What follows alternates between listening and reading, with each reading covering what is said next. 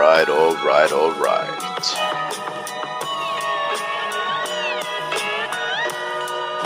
All right, all right, all right.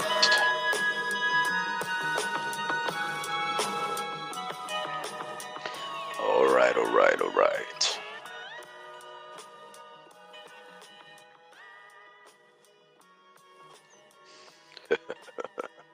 All right, all right, all right. Good even fall to one and all.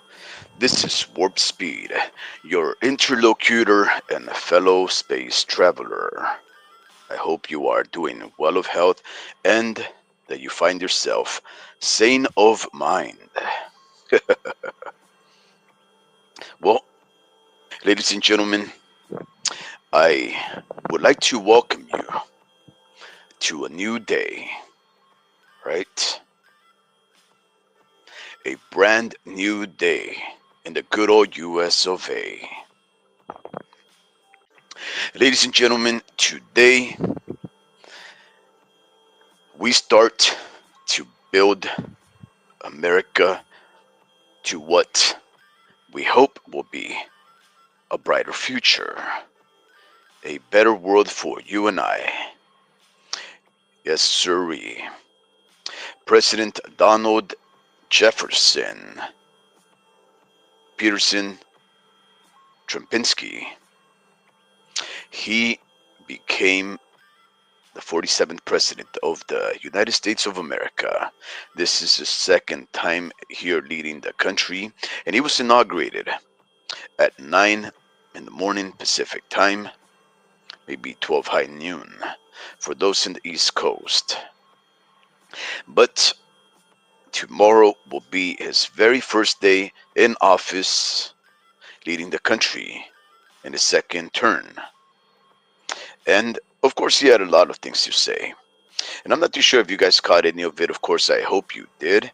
But maybe you're not a big fan of President Trump, and maybe you were very upset and irate at the notion that this man would lead our government once again, lead our nation once again.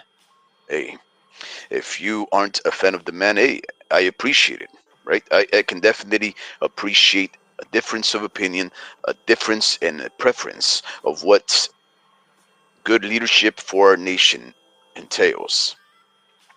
So this is not here a show that we're going to be hosting today to brag or boast about who won, or are we going to chastise anybody. We're really going to try to talk about what exactly does it mean for the nation at large, and of course two other nations that would be our competitors or our neighbors or our allies.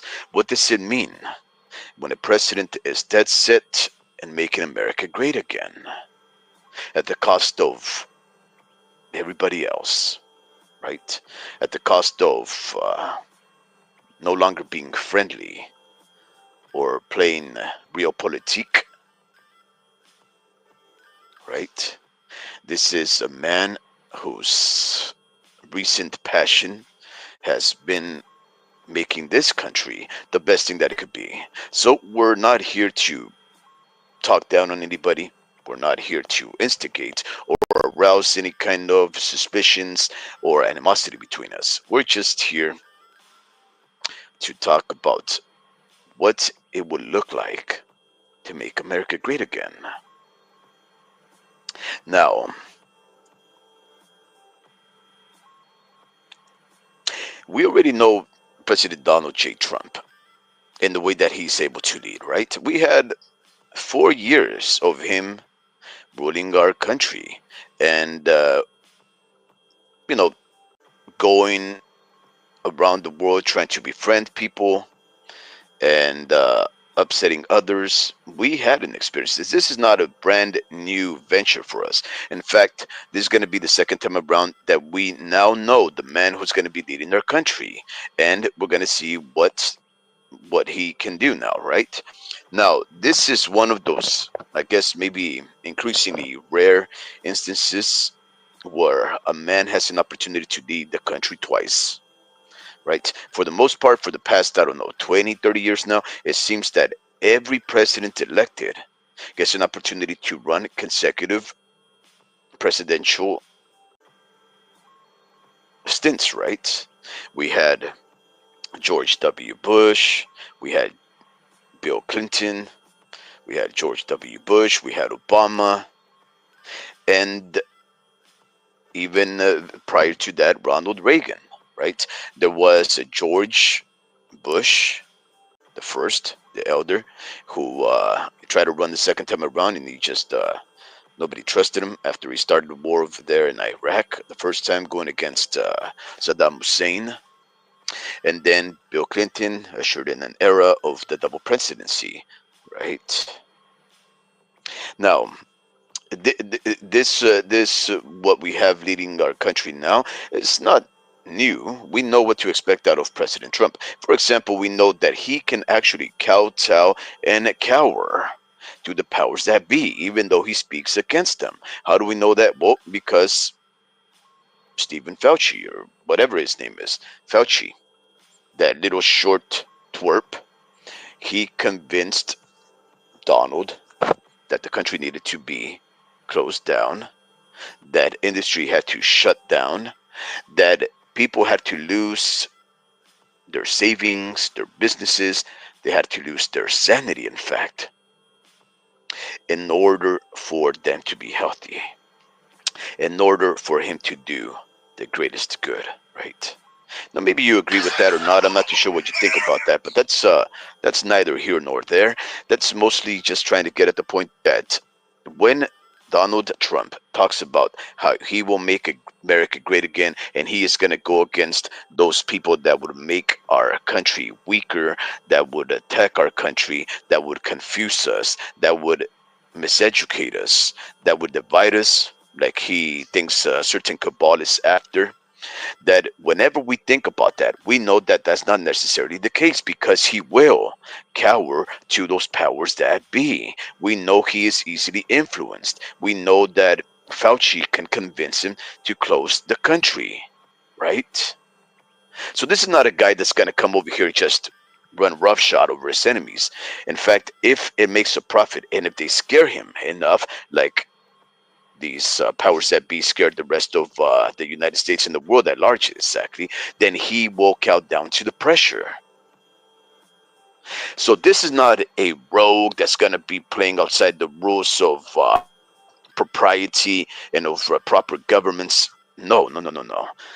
Far from it. He speaks a big one, but he does not necessarily, at least for the first 4 years of his run, he did not necessarily live by that slogan of going after the enemies of America and making America great again. In fact, I would say that the whole pandemic or plandemic, the closure of the country, all of those free loans given to small businesses and the multi-millions that never had to be paid back, all those free dollars that he was providing the people that were no longer going to school because he told them to stay back home, all those people right there that did not deserve that, right?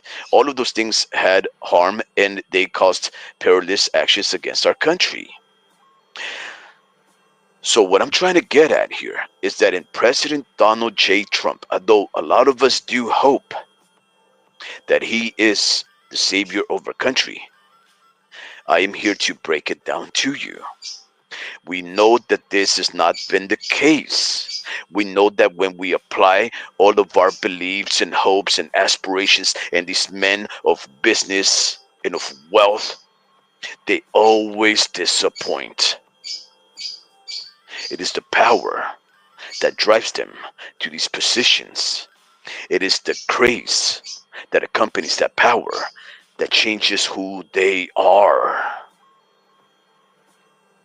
You think I don't believe that Donald J. Trump really aspired to make America great the first stint of his presidency? Of course I do. Did he live up to it? Absolutely not. Right? Now, maybe you're saying, well, that's, he had to take one for the team, right? You can say things like, well, if he didn't close down the country and then all of a sudden everybody started to die from COVID-19 and whatnot, then where would he be at now? Well, the fact of the matter is that as the head of state, it is his responsibility to have on his circle the most knowledgeable, astute, and prepared individuals to help him educate himself, to therefore make the best decisions.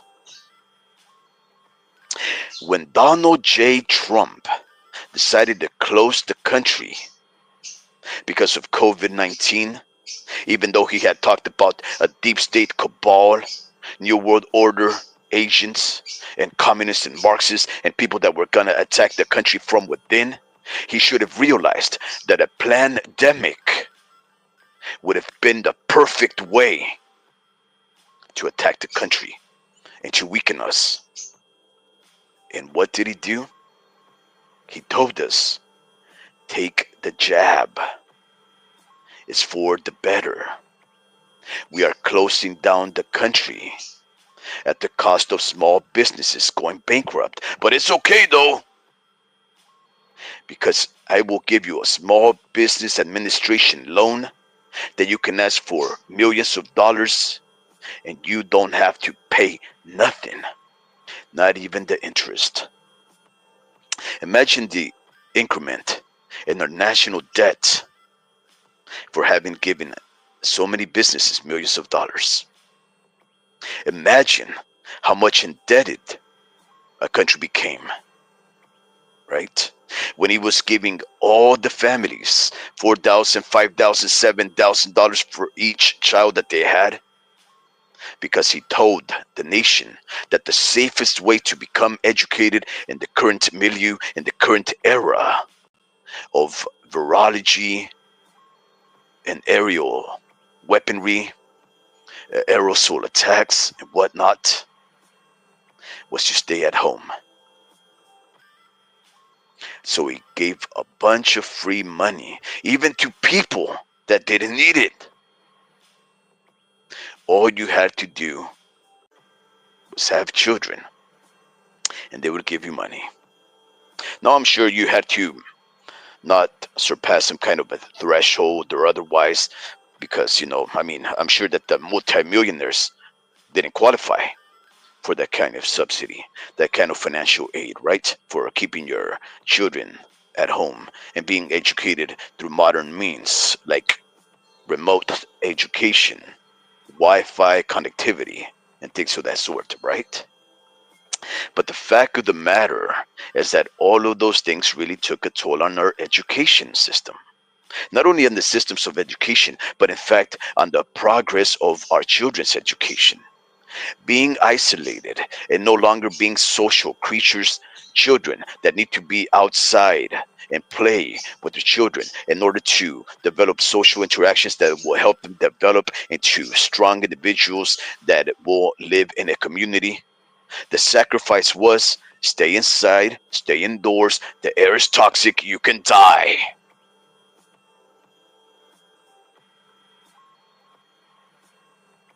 He fell for that shtick. He felt for that New World Order. Bill Gates, Klaus Schwab's, Elon Musk, Jeff Bezos. He fell for the technocrats. He allowed them to manipulate his thinking, thinking he was doing the right thing for the country, when in fact, he made so many drastic measures that were deleterious and harmful to our American folk. No, let's not be too harsh, right? I mean, a lot of us fell for that shtick, right? We're afraid of dying. We're afraid of no longer seeing our loved ones. Why wouldn't some of us take the jab? Why would our government lie to us? Why would our government lie to us? Maybe because we're overpopulating the country and the world at large, and they need to call us and harvest us so that we can reduce population. Maybe they're doing so for the conservation of resources, natural or otherwise. Maybe they're powerful elitists that hate a certain type of people, a certain type of race, or a certain type of color of people. I don't know, right? But for whatever reason or another, it seems that these powerful individuals want to puppeteer us, move us about, inculcate fear in us, kill us, make us go to war with each other, tell us that we are enemies, and that the only way that you can be a proper patriotic American, hand to heart, is to not question our government leaders. Think about that. Do not question your leaders.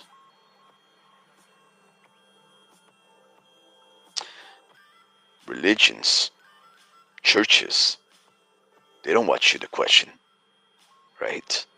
They want you to follow and toe whatever they say, part with your money, and you'll drive the devil away. Teachers, they say this is the only way you can get educated in order for you to get a job.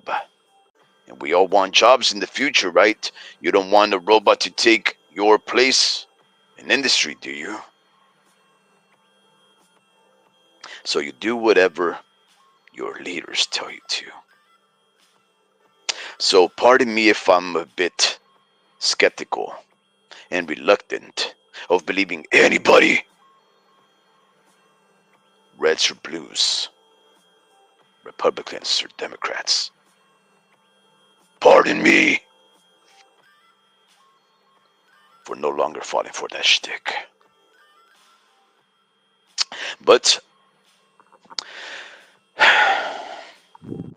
let us admit that under the reign, the fascist reign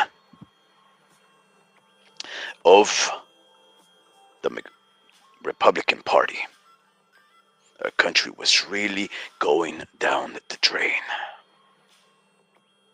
It was going through the shitters. Pardon my French. We were confused about what a man or a woman is. Right? We were confused on whether Ukraine and Russia are brothers. We were told Russia is the enemy. We were told Russia's out to get us. And lo and behold, Russia hasn't done nothing to us in almost 40 years. But yet we continue to encroach on their terrain, planting military bases and embassies on their borders, provoking wars, providing munitions and weaponry to their enemies. And then we say, oh, no, Russia. Russia's out to get us. Russia's out to get us. The commies are here. The Ruskies. And we do that for every other person from other parts of the world. Right? China, for example. Look at what the whole thing going on with the whole TikTok thing, right? TikTok was invading our privacy, spying on us, gathering data on our children so they could use it against us. When in fact it seems that TikTok was only a venue of freedom of expression that ran contrary to our own government.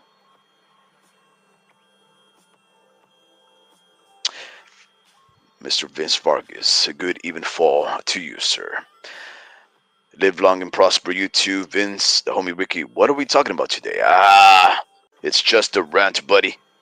American Eagle, absolutely, Mr. Vince Vargas. And TikTok. Well, the thing about that TikTok is that it has its good and bads, right? It really does, right? I mean, there's a lot of people making money using TikTok, and a lot of those people are Americans, right? TikTok also allows a freedom of expression. TikTok has been reporting on a lot of news that our current mainstream media will not report because it doesn't interest the powers that be. It doesn't benefit our political leaders. It doesn't benefit these corrupt individuals in power. It doesn't benefit the leaders of industry that are doing the same thing under the veil of being American. Like, for example, Elon Musk, Jeff Bezos, Bill Gates. All of these individuals have been eavesdropping with their Microsoft, Xboxes, their Apple devices. All of these people, they have integrated parts that they use to spy on you, track you, do the same things that they say China is doing. But we only consent to those things because, hey, they're Americans, they're our allies. But that's not really the case, Vince. For example, did you know that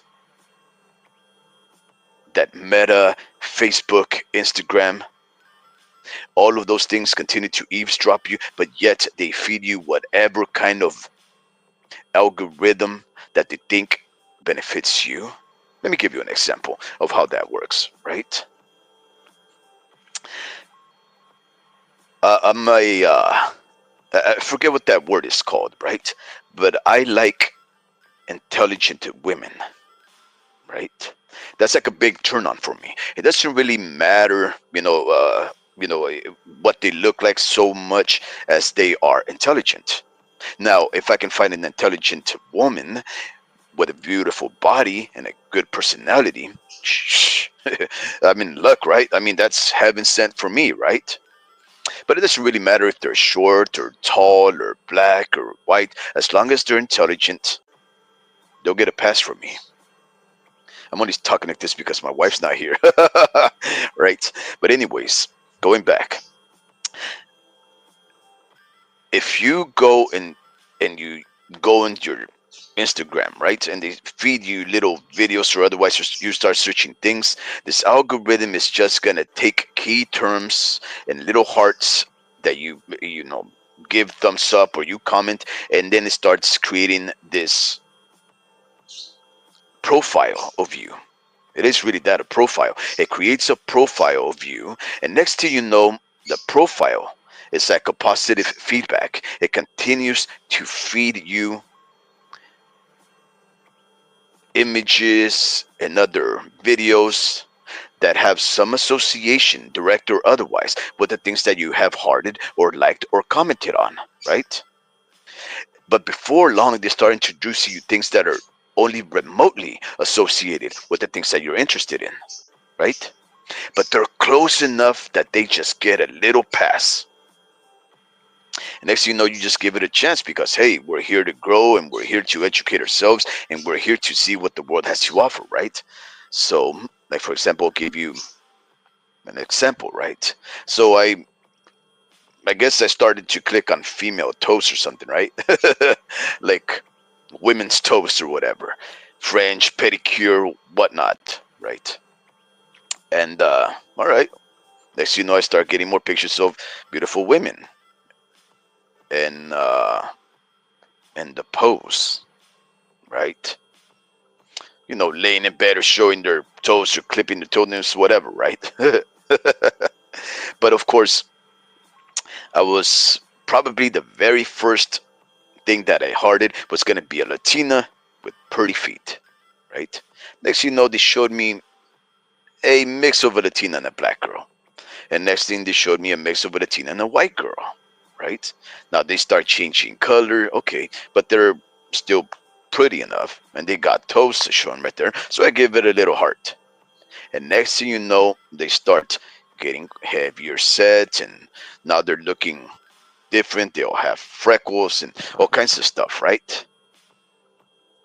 And now all of a sudden, I'm getting like 250-pound heifers. As long as they're showing toes, they're sending me everything that's toe related, right? At first, it was lowrider cars. Next, you know, they started showing me cars getting all blown up. Then they started showing me, man, goodness. Long story short, I started to realize, man, I'm starting to like these heifers, these 250-pound women with toes. I didn't know I liked that. But who knows if I really do like that? Maybe they're manipulating your thought process. Maybe they're introducing ideas into your mind. In other words, a type of hypnosis where they just present you certain things, they insinuate certain things, and that leads to a persuasion. And next thing you know, they've changed you as an individual. I would never have looked at a 250-pound woman just because she showed her toes. But there I am looking at heavyset women that are barefoot. So what I'm trying to get at is this.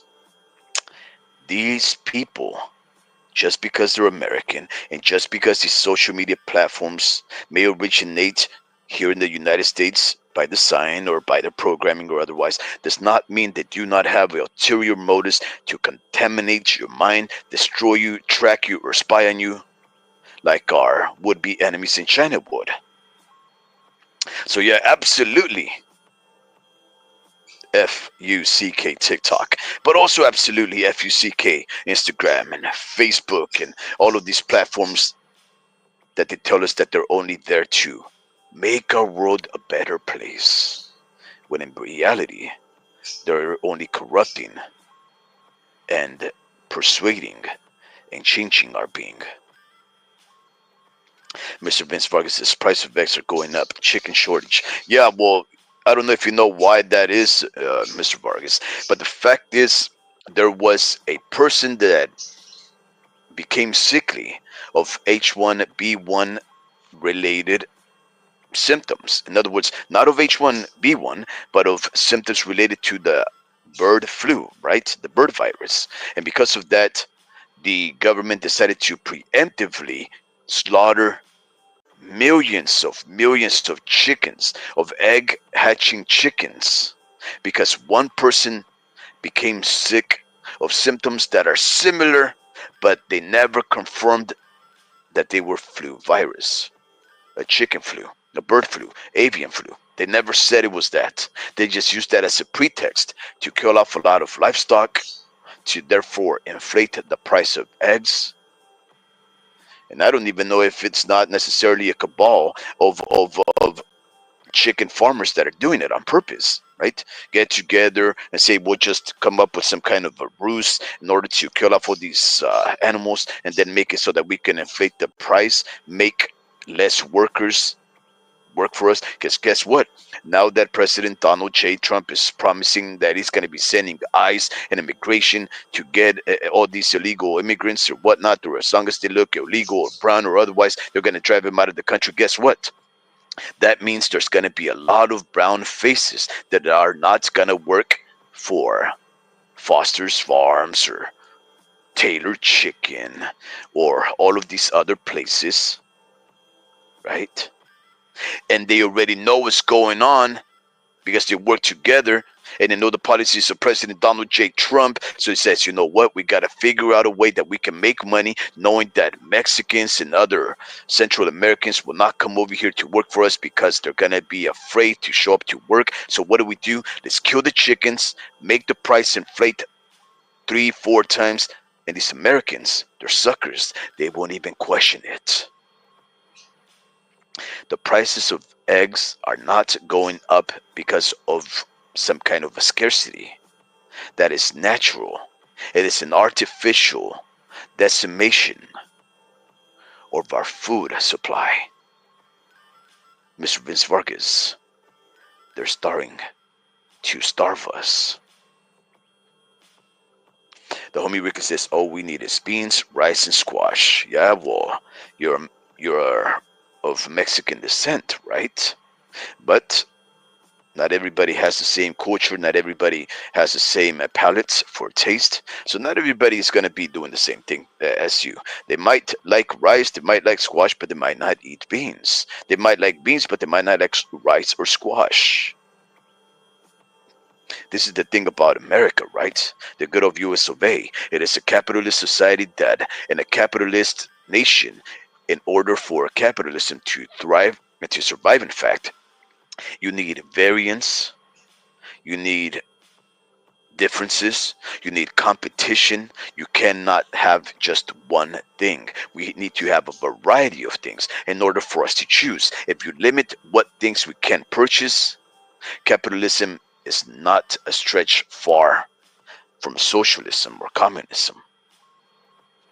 The homie Ricky says water and tortillas and cheese. LOL. Again, another Mexican comment.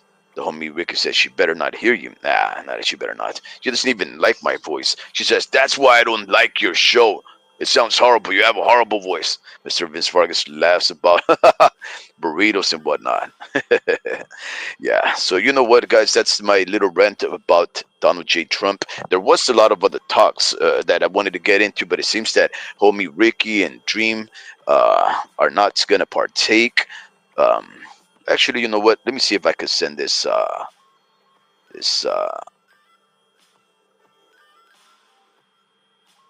this link to Dream. One moment, guys. What is this? Okay. So I go here. I go here.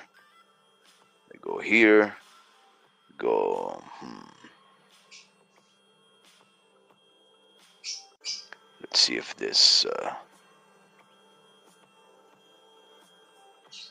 Okay. I thought I had sent out a link, but I didn't. So there you go, Dream. If you're out there listening, I just sent it to you. So try it again.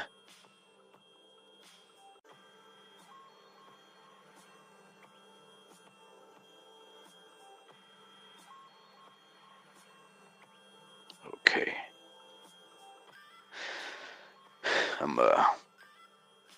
I don't know how to navigate these things, guys. I'm sorry. Yeah, the homie Ricky says his name is John Oliver, actually. LOL. Steve Oliver says his name is Donald Trump. Yeah, his name is Donald Trump. But it's the same thing as, let's say, Saul Santos Alvarez Barragan, right? He just prefers to be called Saul Alvarez. But Donald J. Trump's name is really Trump. And I think it's with one F, right? But hopefully Dream decides to hop on here so that we can have a little conversation. But I did want to say a couple of things, right? That were a bit startling. Donald J. Trump, first off, he did not swear to upkeep the law, and he did not place his hand on the Bible. Now, in the history of the United States of America, there has only been 4 individuals that have not actually placed their hand on the Bible. One of those was John F. Kennedy. And of course, we know what happened to that guy, right? They blew his top off. There was another president, I believe he also died a premature death while in presidency, and another individual that was not in Theodore Roosevelt, if I'm not mistaken. He was another one of those presidents that became president, but they did not actually place their hand on the Bible. And of course, Donald J. Trump. Now you have to ask yourself, why would Donald not put his hand on the Bible? You guys think he may not be a Christian? Right? We know that back in 2018, he became an honorary Jewish individual. I think he went to, in 2018, I think he went to Israel or something to that effect, or he went to some kind of bar mitzvah or some kind of a synagogue, right? Because, like most people, a lot of people like Donald J. Trump. And if I'm not mistaken, they made him an honorary Jew. I think he was even, baptized, or I don't know what you call it when you take a person into your religious fold. But if that's the case, what if President Donald J. Trump is now Jewish, right? Like Melania Trump, his daughter, who married Kushner, right?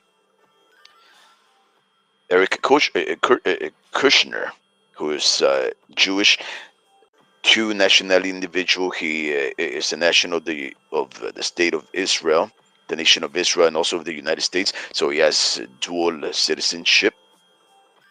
A lot of people don't trust people that have dual citizenship because, especially in America, we want a person that their only sworn loyalty will be to the good old US of A, the flag of the Stars and Stripes, right?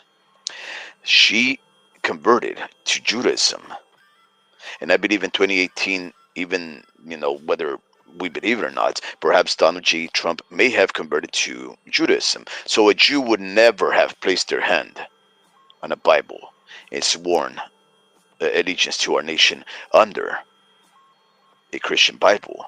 They would do it perhaps under a Jewish book like the Torah or the Talmud, right? If you know anything about the Talmud. But that is what he did. And lo, who walks there? Hold on. I'm gonna greet my mother really quick. I just got back from the gym. Okay, go greet your mother and All right, good give even me fall. just 1 minute. All right, you do your thing, buddy. Well, ladies and gentlemen, it seems that we have a guest. This will be Dream 123. He's gonna go greet his mother. Right? That's good. That's a good son. Right? So now we have President Donald J. Trump, who did not put his hand on the Bible. Right? That's quite interesting, guys. Quite interesting, in fact. Let's see who's now coming in through the door. Man, today I'm a busy individual, am I not? Oh, hey, this is my beautiful woman. This is my wife. Yeah, I'm not beautiful. She says she's not beautiful. And here I am knocking boots. So that is one of the interesting things that took place, right? Another very interesting thing that took place when Donald Trump was giving his inauguration speech is that he said that there was now only going to be two nationally recognized sexes, and it was going to be male and female, and nothing in between. No rosy posies, no pinkadoodles, no I identify as a unicorn on Tuesdays, Pink a doodle. leprechaun. Yeah, well, I mean, maybe a knickerdoodle, but I don't think he's gonna allow that one either. I think he's gonna only allow male, and you have to be a strong male, not a weak one, not an emo, not a little nerd, nothing like that. You have to be a strong American male that can do at least 5 push-ups. I think this is what he said. And a female, Reasonable. she has to be able to make muffins. What do you think about that? He said females at least have to be able to make muffins. Yeah, yeah. They have to be able to at least make muffins, and a man has to be able to do. I think he said maybe he said 25 push-ups, 5 or 25. I think 5 is too little, Um, but I, with American obesity, maybe 5 is a lot. I think the fact that he said like uh, bake something. It's really like anybody can do that. I was agreeing with the fact that he should uh yeah, like it's ridiculous, so not everyone can do it, but like if he's promoting health, and wellness, then I'm all for it. Yeah. uh that's good, but I was expecting him to say like females can do at least 10, or some shit, 10 push-ups, but no, he went to the sexist stuff. I love muffins. It's like, hell yeah, make Who me some doesn't, right? but Make me some muffins, woman. yeah, but I mean, shit, we we gotta teach independence and know how to do it yourself. I don't know, Yeah, but yeah. yeah, yeah, that's my take on it. No, no, no. I agree. But here's the thing, though. So if a man has to do 25 push-ups and a woman has to be able to bake muffins, man, can you think about it? People, they always like to, what's that saying go? If you give them an inch, they take a mile, right? They like to find the flaws and the laws or any clauses, and they try to flaunt them, and they try and manipulate them for their gain. Like, for example, okay, let's say a woman can do 25 push-ups, and she shows up and says, look, you said a man has to be able to do 25 push-ups, and she does 25 push-ups, right? Or a man goes, you know what, I know how to make muffins, look, and then he says, I identify as a woman, I'm technically a woman. It's, you can never win, man. You can never win. True, I guess. Yeah. And yeah, and the other thing that he said that was very very interesting and actually very provocative, right? Donald J. Trump said that he's gonna recognize Mexican cartels. I was gonna say American because you cannot have a Mexican cartel without the CIA, right? They're gonna identify Mexican cartels as terrorist agencies. Do you know what it means when a country considers something a terrorist? I got a question before something you said. You said CIA. That means they're CIA. Oh yeah, yeah, yeah. Of course, everything that has to do with drugs and the transportation of drugs in the United States has always had to do something with the Oh, CIA. got you. They're the ones who. Okay, I thought you meant like. Yeah, they're the ones who allow it in. They're the ones who, they supply the weapons to the narco states. Hmm, You know, whatever. Who's Pablo Escobar and my that's my Colombia. that's crazy. My great grandfather worked for the CIA, and that's how he got his his citizenship here. He worked for the CIA. Really? Yeah, during the American Civil War, and he worked for the CIA. Yeah. Whoa, whoa, whoa, whoa, whoa, whoa, whoa, whoa, whoa, whoa, whoa, whoa, wait. The Civil War was like in 1800, bro. The CIA only started like around uh like 1950s. Okay, I think I'm talking about my great great. I think I'm talking about my great. That's my great great, and then my great grandfather worked for the CIA. Oh, okay, okay, okay. Yeah, Yeah. yeah, but no, no, no, that would be crazy because the CIA has only been around for like, I don't know, 70 years or something like that. But yeah, so the CIA, the Central Intelligence Agency, they're the ones behind the Contra state back in the 80s. They're behind, trying to topple Fidel Castro and Cuba. They're the ones that had to do with that whole. You ever seen that show Snowfall? No, I heard of it though. It's on Fox, right, or something like that. Yeah, something like that. It's about the drug business, especially the crack epidemic. I think in the city of Los Angeles, right? And all of that is already been documented. Uh, the CIA was allowing these drugs into predominantly black and Hispanic communities in order to create gangs and the drug infestation and poverty and to drive people out of their communities, to gentrify and all kinds of stuff. It's Snowfall. There it is, Snowfall. The homie Ricky states there is a film called Kill the Messenger that talks about this stuff. Absolutely. So Kill the Messenger was about it's about a San Jose Mercury news reporter. He used to report for the San Jose Mercury, the newspaper, right? And this guy discovered that the United States was allowing crack, cocaine, first off, and then allowing it to become crack and then hitting the streets of Los Angeles. And then they would create basically gangs because people would fight over the money because everybody was addicted to crack. They would create all of these. this demand for crack, and then of course since they're the ones who were allowing it in, and they knew the people that were connecting these drug dealers, right? They were supplying the drug dealers. They knew exactly all the drug dealers because they were the ones giving it to these individuals. Then they developed, these profiles on these guys, these records on these guys, and when they wanted to, they would incarcerate them, right?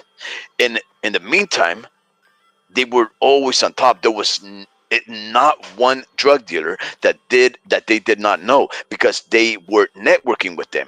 They just didn't identify themselves as CIA, right? So they were keeping track and in cahoots of all of these individuals, creating the crack epidemic, impoverishing blacks and browns, killing thousands of them, incarcerating a bunch of them.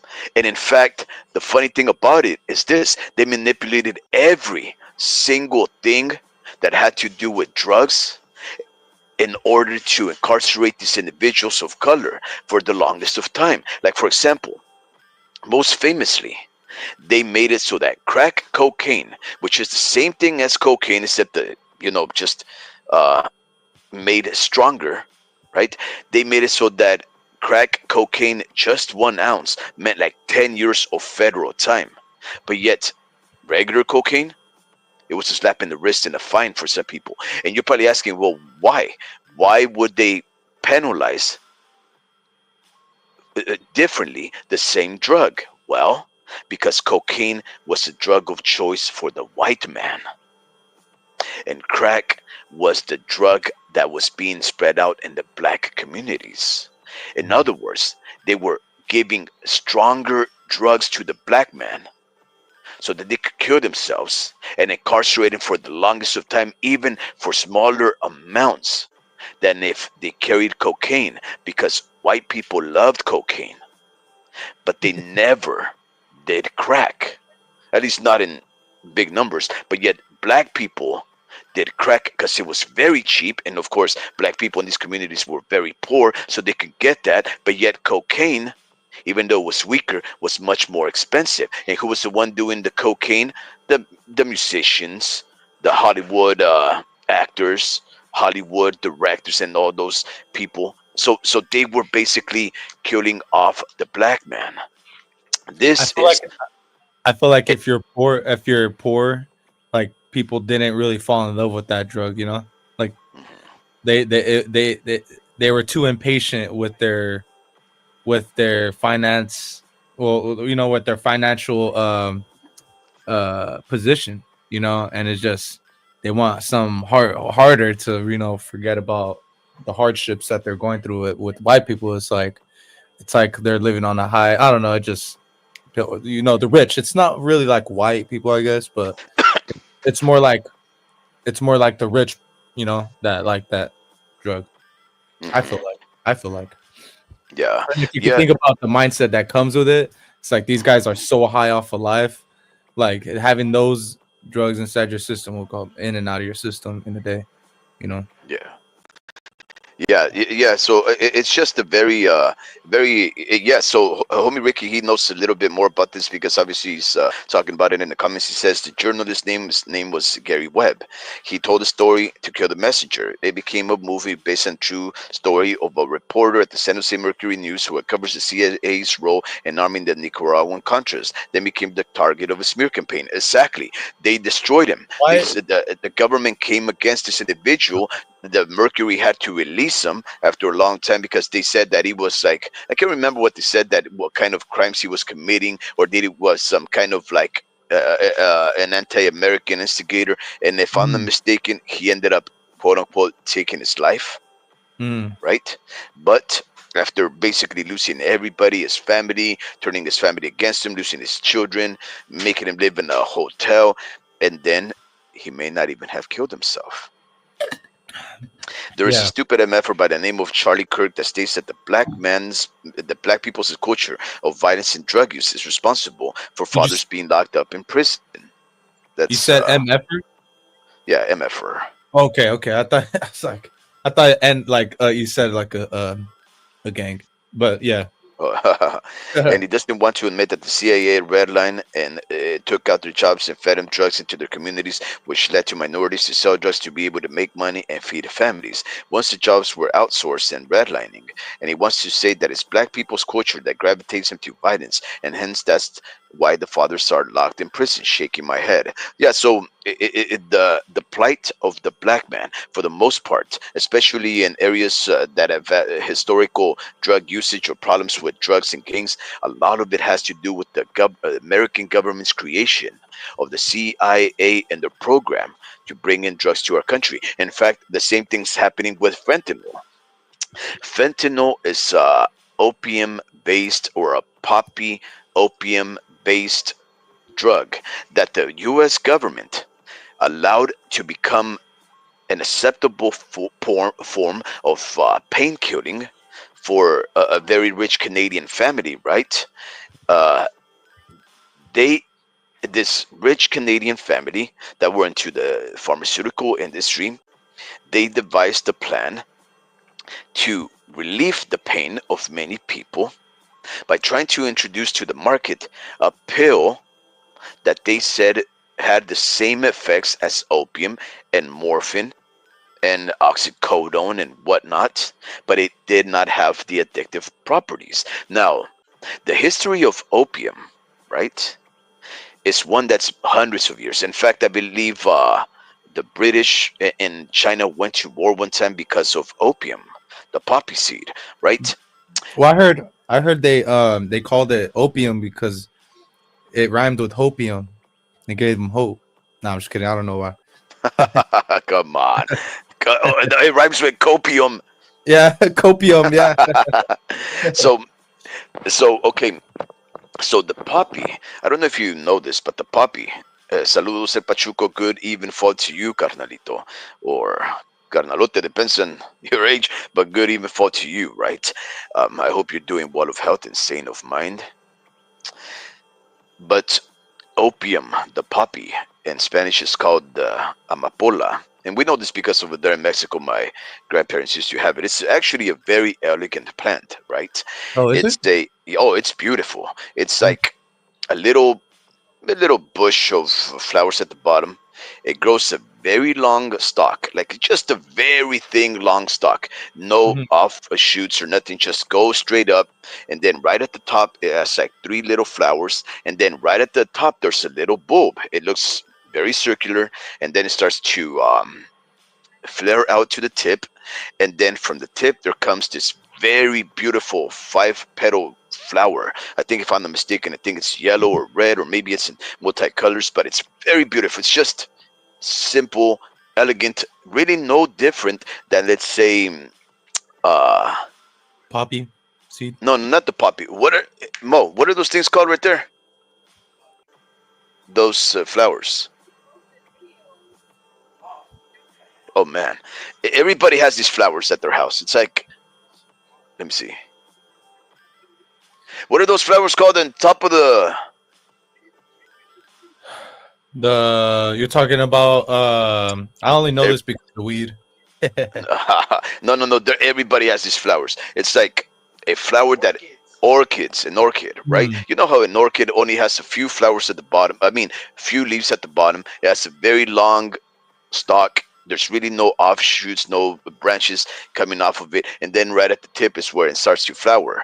But well, I mean, obviously these have way more flowers than a poppy, but a poppy, it's very elegant. It's just one stick, a big old round bulb at the top, and then the flower blossoms from it. Now, that that bulb, you start scratching the sides of it, and then it starts to give out this thing called milkweed, or some kind of a white secretion. It's very acrid, very bitter, very bitter, right? And you're probably asking, how do you know? Don't ask. But it Mhm. starts to drain the secretion, and you trap the secretion. You wrap a little bit of foil on the bottom of that bulb, you trap it, it hardens, and then you can just take that, and it's pure raw opium. Now, opium, the poppy, is very easy to grow, right? All you have to do is find like bird feed or other things and just throw some in there, and next thing you know, you're gonna have some poppies growing out of it, right? and and you can find poppies in in bagels, right? I'm not too sure if you eat bagels, but if you eat bagels, those little black freckles on bagels, they're poppy seeds. And I know this for a fact. If you eat too many bagels and too many poppy seeds, if you take a drug test, there will be traces, Really? right? Yeah, there will be traces Of of what do you think? drugs maybe they'll confuse it for heroin or Oh, something like that, but they will say that you have traces of opium in your system. wow. You could swear up and down, you're like, what are you talking about? Yep, That's it's like in your that's like bagel. yeah, yeah. That's like because I did a little bit of EMT back in my day, and one thing I like the piece of information that I carried over was Mhm, the your vitals. I know how to take vitals now. And mhm, pretty much certain levels, like to get more tests as far as like your certain levels. They had to pretty much get a sample out of you. And I know like sometimes like there's certain things like I'm trying to think, like there's certain things that you can drink and you'll actually pop for like Coke, or or like some other stuff. Back in the day, at least, I heard that was like with Coca-Cola. You were mhm. actually they Oh actually used yeah, Coke in it. but back then Coca-Cola, I think it was called cocaine cola. What? Yeah, like, well, it was made out of cocaine, buddy. It was cooked with cocaine. Like I didn't it know really that. had coke. Oh yeah, I mean, it was an elixir. Coca-Cola was an elixir, right? It was initially when it first was created, it was supposed to be a medicine, a serum that you were supposed to take, and it was a cure-all. Basically, it would cure everything. You had a headache, take a Coca-Cola. You felt sore, take a Coca-Cola. You were depressed, take a Coca-Cola. You were weak, take a Coca-Cola. Why? Because it had cocaine, right? And and then of course the history of the Coca-Cola, right, is that it had a very addictive properties. So the thing started to become very addictive. Kids started to become very addictive or otherwise, and then all of a sudden the United States discovered, the scientists discovered that it had these very addictive properties, and the problem with that is that you can develop withdrawals, right? So Coca-Cola, the company, could no longer introduce cocaine into its formula, so they had to remove it. They had to basically try to figure out and devise a way to keep the same formula but without the addictive properties. So all they did was introduce high fructose corn syrup, which is sugar, a concentrated, cheaper, subsidized form of sugar, and that maintained its addictive properties, right?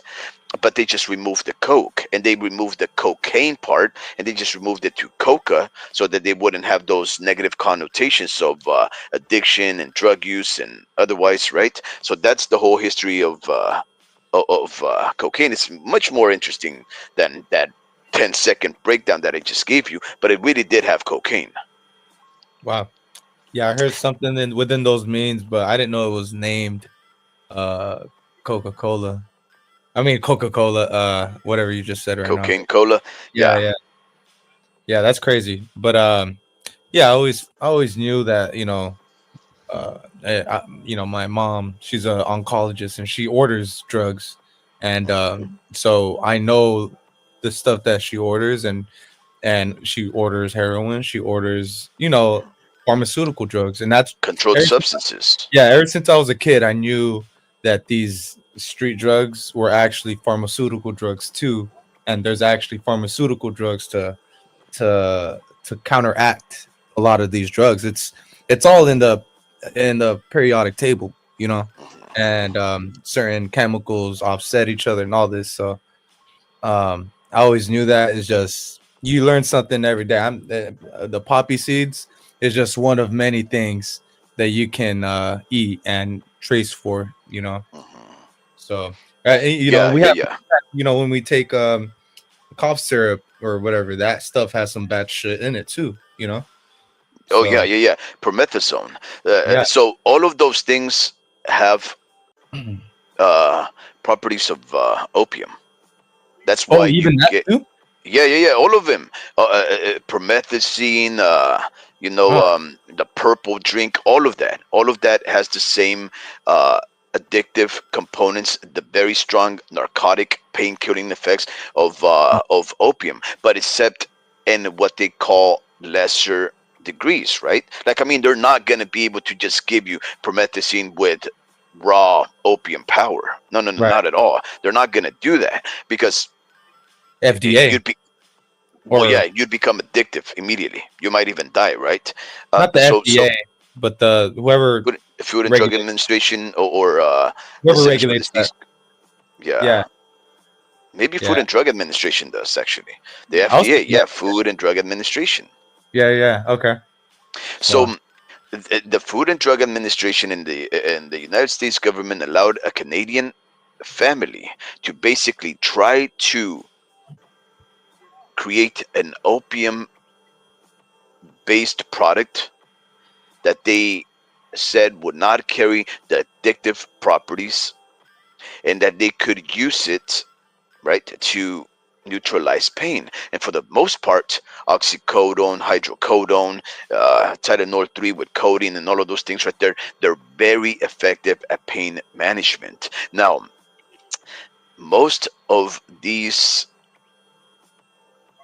conditions, right, that are treated by such drugs include terminal conditions, like, you know, like maybe let's say cancer or liver problems or incredible cases of fibromyalgia, um, sepsis, just things that are painful ways of dying, right? mm, So they give you these pills to neutralize the pain.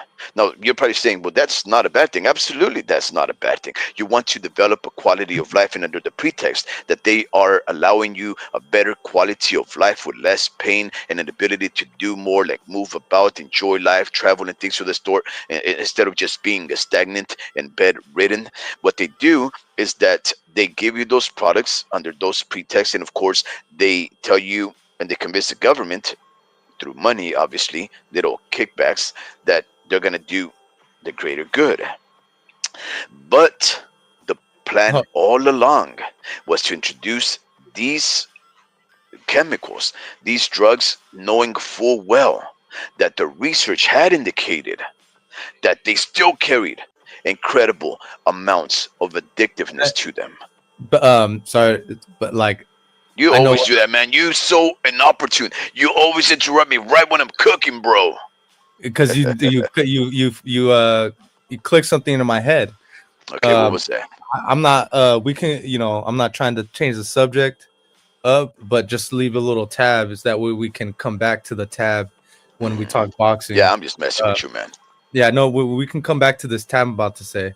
All that poppy seed stuff, all that stuff that if you eat too much of something, then you can pop up for something. Um, that makes me feel like Ryan could have been in that situation too, and it doesn't matter because we're not gonna argue what the telescope says that's happening in the molecular level, you know. Hmm. So Hmm. that's why we're arguing against science when it comes down to all that.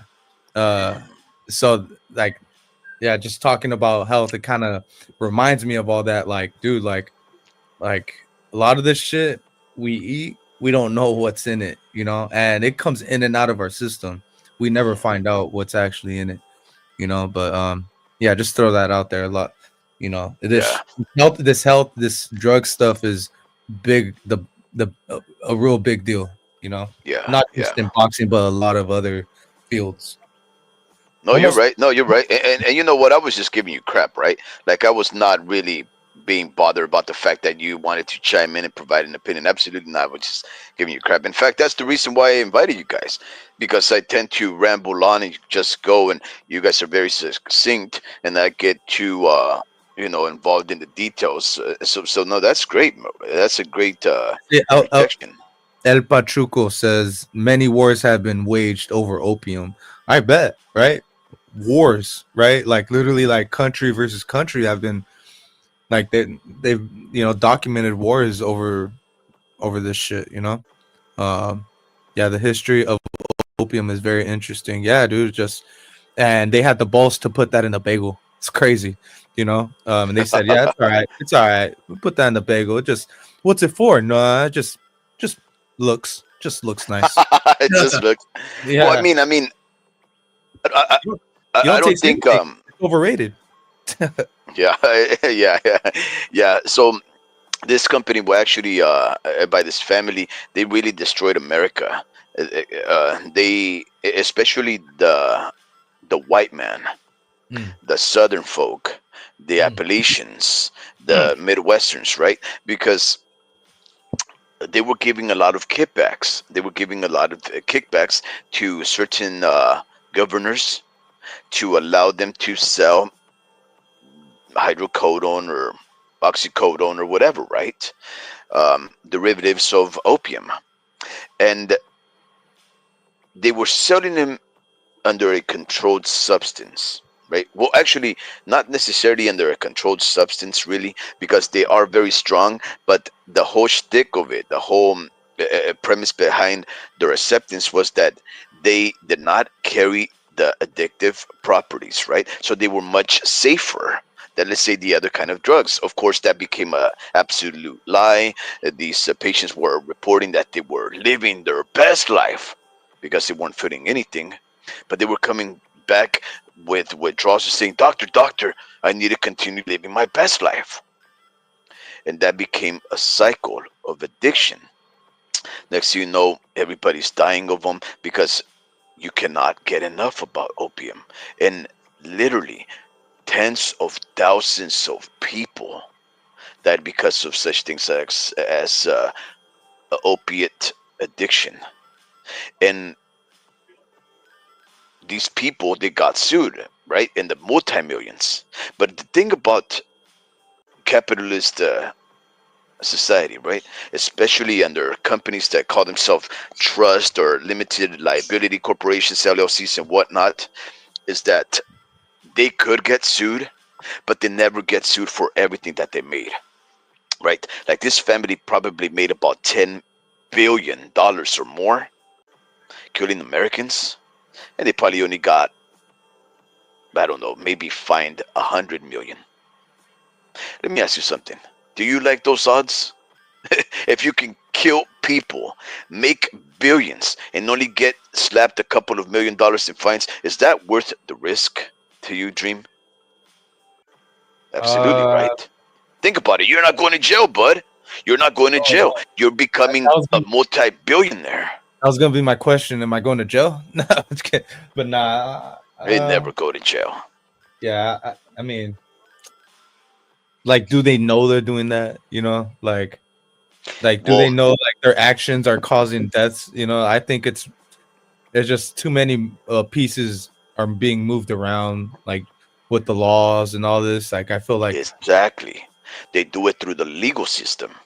They yeah, do it through kickback programs. You know, they do it through funding of research. Like, for example, okay, uh, let me tell you something. There's this contract that that I there's this contract that I had to service.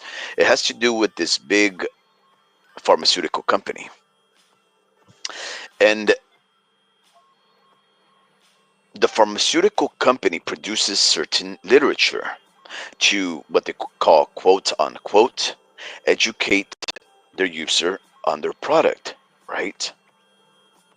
Now, the person who's using their product, let's say whatever drug that is, for whatever condition, because they're special research drugs, and they're very rare conditions, by the way, and these medicines are expensive. Like they're almost specialized products that they don't mass produce a lot of them, right? And they say because they don't mass produce a lot of them, they're very expensive. So the government and insurance companies dole out thousands of dollars to pay for those things.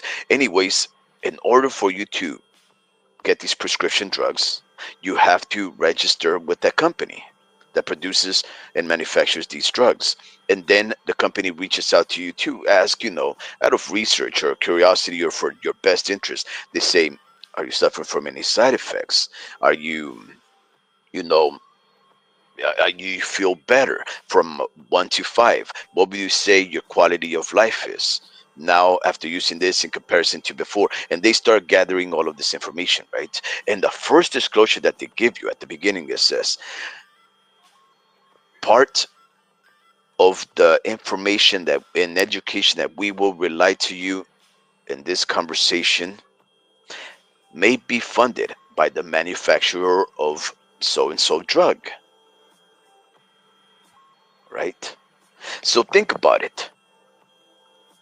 They sell you a product, they ask you questions that they themselves have for you, not you for them, they have for you. They call you, and you have to give them your contact information, right? If not, then you probably won't have access to these drugs, because these are specialized drugs. They need to know if they're working or not. If not, they'll interrupt the therapy. They call you and they tell you, how do you feel? And then they say, well, part of the information that we're going to relay in this educational conversation is funded by the manufacturer. So then they start educating you on the things they want you to know about the drug. In other words, they control the narrative and they gathered the information. So when you ask, did they know that these things could happen? Absolutely, they know. Because in order for medicine to launch the market, they've been producing that for years and experimenting on rats or koalas or dogs, or before they set to humans, and then they do it on humans. That's the same thing that happened with COVID, right? Except with COVID, they didn't even have time to research it. They just knew that there was going to be poison that they were going to introduce, and they were going to introduce mercury on your body and kill you and whatever, nanotechnology and whatnot, right? So they know what they're doing, Dream. And in order for them to not get penalized for it, they talk to the governors. How do they talk to a governor? Well, you kick him some money. When they're running for re-election or running for a governorship, you support them, and then they go and present themselves to your officer of operations and say, hey, my name is Joe Bag of Donuts, right? And my family owns this pharmaceutical company. We're big fans of yours. Here, I want you to win. Have $500,000. Now you know that person right there is your supporter. What are you gonna do when a person is giving you money? When they come a knocking, they're gonna say, hey, Joe Bag of Donuts, can you do me a favor? I'm trying to sell this product and hit the market. Can you help me with that? And then he gets with his, Governor Bag of Donuts gets together with his federal governors and says, hey, you know what? I know this real good guy. He's very cool. He's for us Republicans. And he needs to sell some medicine out there. What kind of medicine? Painkillers for the people that are terminal. Oh, man, it's like he's an angel. He's an angel. God bless him. Absolutely, let's pass it. And then they pass the laws to legalize these products and hit the market. And now they've entrenched governors and members of the government. So, in other words, in order for you to come against the company, now you have to expose the corruption of the government. Now it becomes a cycle of involvement from the top to the bottom. Everybody's involved, from the pharmacist, your local CVS, to the doctor that prescribes it. Everybody's making money. Why would they interrupt the money stream? Why would they interrupt that greenback flow?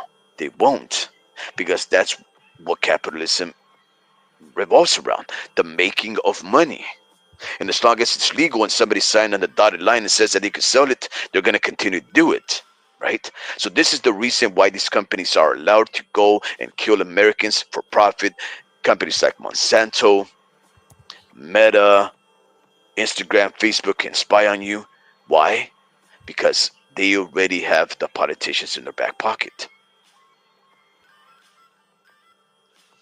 Yeah. What you have to do, Dream, here's the thing. You have to devise a way to spy on people Whoa. and make them pay for it. Whoa. And as long as they show feet pics or lowrider cars or somebody somebody cooking a recipe on how to make ramen, they will fall for it, hood like TikTok. and stinker. TikTok. Is that what you're talking about? Yeah, TikTok. TikTok. or Instagram. It doesn't matter. They're all the same thing, man. No, I think it's TikTok. I mean, yeah, it is all bad. But Instagram doesn't give out information like TikTok does. TikTok gives off your information, and it's more detrimental to the national security. It's a national security issue, and that's pretty much why you know, they need it at this point. Though some people, bro, I've noticed this change in social media ever since like that ever since they took it down. They took it down for 12 hours. But Yeah. I've noticed the change in social media, how Hmm. people were. It How was it so? was it was kind of trippy. I'm making something out of nothing, but at the same time, uh I'm on social media, not a lot, but I pay attention to certain people that that I reply to, or that I communicate with, and I've noticed um people that really don't come out, like, in post, started posting, and they started to go out a little more. I've noticed a lot more people out. I think it's a bigger impact than people like think it is. People think it's not a big deal, but I think it's like big, bro. Just because so many people have been making money off of that, people's days go by TikTok, bro. I've never installed the app. I mean, I did, but I never got into it. I never got addicted to it, man. So I think video games ruined it. I can't look at a phone. I can't. I mean, I can't look at the screen for that long. So I'm tired of video games, and that you could thank video games for that. But I think people's mental is somewhere else, and it's like that mental warfare they're playing on us. I feel like, and Hmm. and um and that's China. That's a Chinese app, and they're Hmm. getting all our information. So um, I don't know. I think we're Yeah, fucked. I'm not too concerned about China.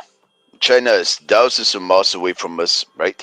And they may be introducing, you know, uh, uh, maybe different and quite possibly in comparison to our own political beliefs, radical beliefs, right? And they may be targeting our children, maybe not. I'm not too sure. Um, but I'm more. But if they are, guess what? We know that China is supposedly our enemy. We know for a fact that they are a capitalist competitor, but they may be our enemy. The fact of the matter is this: I'm more concerned about our own government tracking and spying on us because that's not their job. They're not supposed to be attacking us. They're not supposed to be tracking us. They're not supposed to be eavesdropping and violating our rights to privacy, right? That is the biggest gripe that I have. That is the biggest offense, that we think we should be upset that China wants to know how Americans think when our own government wants to manipulate how we think. That's what upsets me. That is the biggest crime. That is the biggest problem.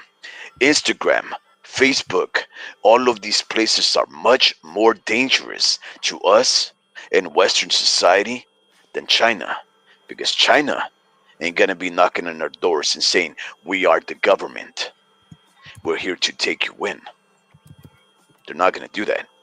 El Pachuco has some very good comments. He says, "The homie Ricky, that's funny, man. The pessimistic, optimistic viewpoint. Ah, it could be worse." He goes on and says, "The history of opium is very interesting. Many wars have been waged over opium. Yup, in fact, a lot of Chinese people were dying, and their Chinese government said that they were gonna outlaw the growing of opium because opium was actually grown over there in Chinese lands. And the UK, who was very addicted to opium, and Europe in general, they said, 'No, you're not. You have to keep growing it for us.' And I think they went to war for a little bit. Many wars have been waged over opium. He continues and says, read about a European country with clinics where heroin is administered to functional heroin users in a controlled manner. The idea is that users can get a reliable dose of clean heroin safely. The users have jobs, they attend the clinic to receive free safe dosages and go about their day. Yeah, but yeah, so in that case, it seems like heroin usage has become such a commonplace necessity, almost like eating, breathing, and urinating, right? But you still have to rely on others. And we know that it's not necessary for us to be addicted. Like, for example, you have to breathe, but you say, I'm addicted to breathing. You have to eat, but you don't necessarily say I'm addicted to eating. And if it does become an addiction, whether it's bulimia or anorexia, it becomes a problem, right? What we need is the bare essentials in order to keep our lives simpler as it is, because we know that in our modern society, life is so complicated that we have to find ways to simplify and become more Spartan like in our way of living. But of course, we know people that can be functioning heroin addicts, right? I mean, I've been a functioning drug user for a long time, alcoholic. So there are ways to make it happen, right? But I would, I would, you know, try to find ways to make people less addictive. But Chuko says, let me see what he goes on. Yo, Speed, we should do a live, a screenwriting live. Yeah, that sounds fun, man. Joey Donuts, I think I know him. Yeah, Pachuco, yeah, I think we all know him, right? F TikTok, but people make money. Your brand promotion and building jobs should not be taken away. Yep, that's what TikTok has been doing for a lot of people. I don't knock people's hustles, the homie Ricky says. Knock, knock, talk to you, find a job. LOL, just kidding. Yep, that's true. They know who they are. There is a huge complaint of people that hate on attractive people that offer nothing but their bodies in social media, right? There's a huge complaint of people. Where would he get Yeah. this from? I know who's complaining, bro. I know who, what, source, where, and how, Cite your and sources. uh, that's like I think that's him. No, I'm just kidding. But but nah, dude. Honestly, like it's I think it's the older heads. I think it's the older people who don't get social media, Mhm, and don't get the power of social media, mhm. and prefer to open up a lemonade stand on the corner. Yeah, Like it's like you're wasting your time. You got to use the power of the internet. And I feel like reason why TikTok was big time was because of their algorithm. I think a lot of people's attention went to a lot of pages, and I think it's gonna all that attention is gonna gravitate somewhere else, and people are gonna manage to still make money. Like I think you can still make money on Instagram. It's just you get flagged more. With like like with the zone and all that, and matchroom fights. It's like that with a lot of other things on TikTok and on Instagram. I mean, mainly Instagram is more picky, but the reason why TikTok was cool is because they didn't flag you for anything like that. So and it brought eyes. that To is pretty cool. Yeah, so it's just you gotta you gotta know how to use it, and the people who are complaining about attractive people, like that's like them admitting that they're ugly. Like, why is so attractive, you make money off of it? Like, it's like, why are you showing self-hate? That's weird. But just, Yeah, I yeah. never thought of it like that. But Yeah, that's like yeah, and me neither. I never even like had a thought of like an idea of other people hating on beautiful people. Like that sounds like a Family Guy episode. Remember where he's like trying to get in into the grocery store, And then and then he goes, man, that sliding door didn't open automatically for me. He goes, oh, that's because you're ugly, you know. And then Wow. and then this bodybuilder goes in with the six pack. He goes, see, it works for me.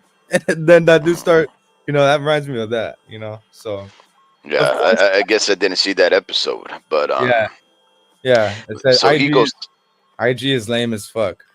He Mm, says, but they are playing they're playing to their strengths, que no, much like a smart person. Yeah, yeah. Um, I guess. you gotta make something happen. I mean, what are Yeah, they make gonna do if you're beautiful? See, here's the thing, right? Okay, then become beautiful, right? Get that body that you want, yeah, you know, like a lot of them, yeah, a lot of them do. We know that unfortunately, some people through genetics they may not necessarily have the same privileges, but hey, that is life, right? But I'm sure that if you open up a TikTok and you are what you consider to think not a beautiful person, there I will think, be people that are into your type. You yeah, just didn't think exactly. about it. Yeah, exactly. And you can actually make a story out of your life, you know, like, and show everyone your progress, you know, Mhm. like there's always a good thing about a bad position, I guess, right? Like you can always make good things out of bad, you know. It's just because you're ugly, it doesn't mean you don't have like I don't care about how ugly girls look as long as they have a banging body. No, I'm just kidding. You know, like that's just my like opinion, you know? Like but it's really the hard work that they put in that I'm looking at, you know? So it's more of a mentality that I look at, not how beautiful you are, because I met beautiful faces and just horrible mentalities, you know. Yeah, yeah, yeah.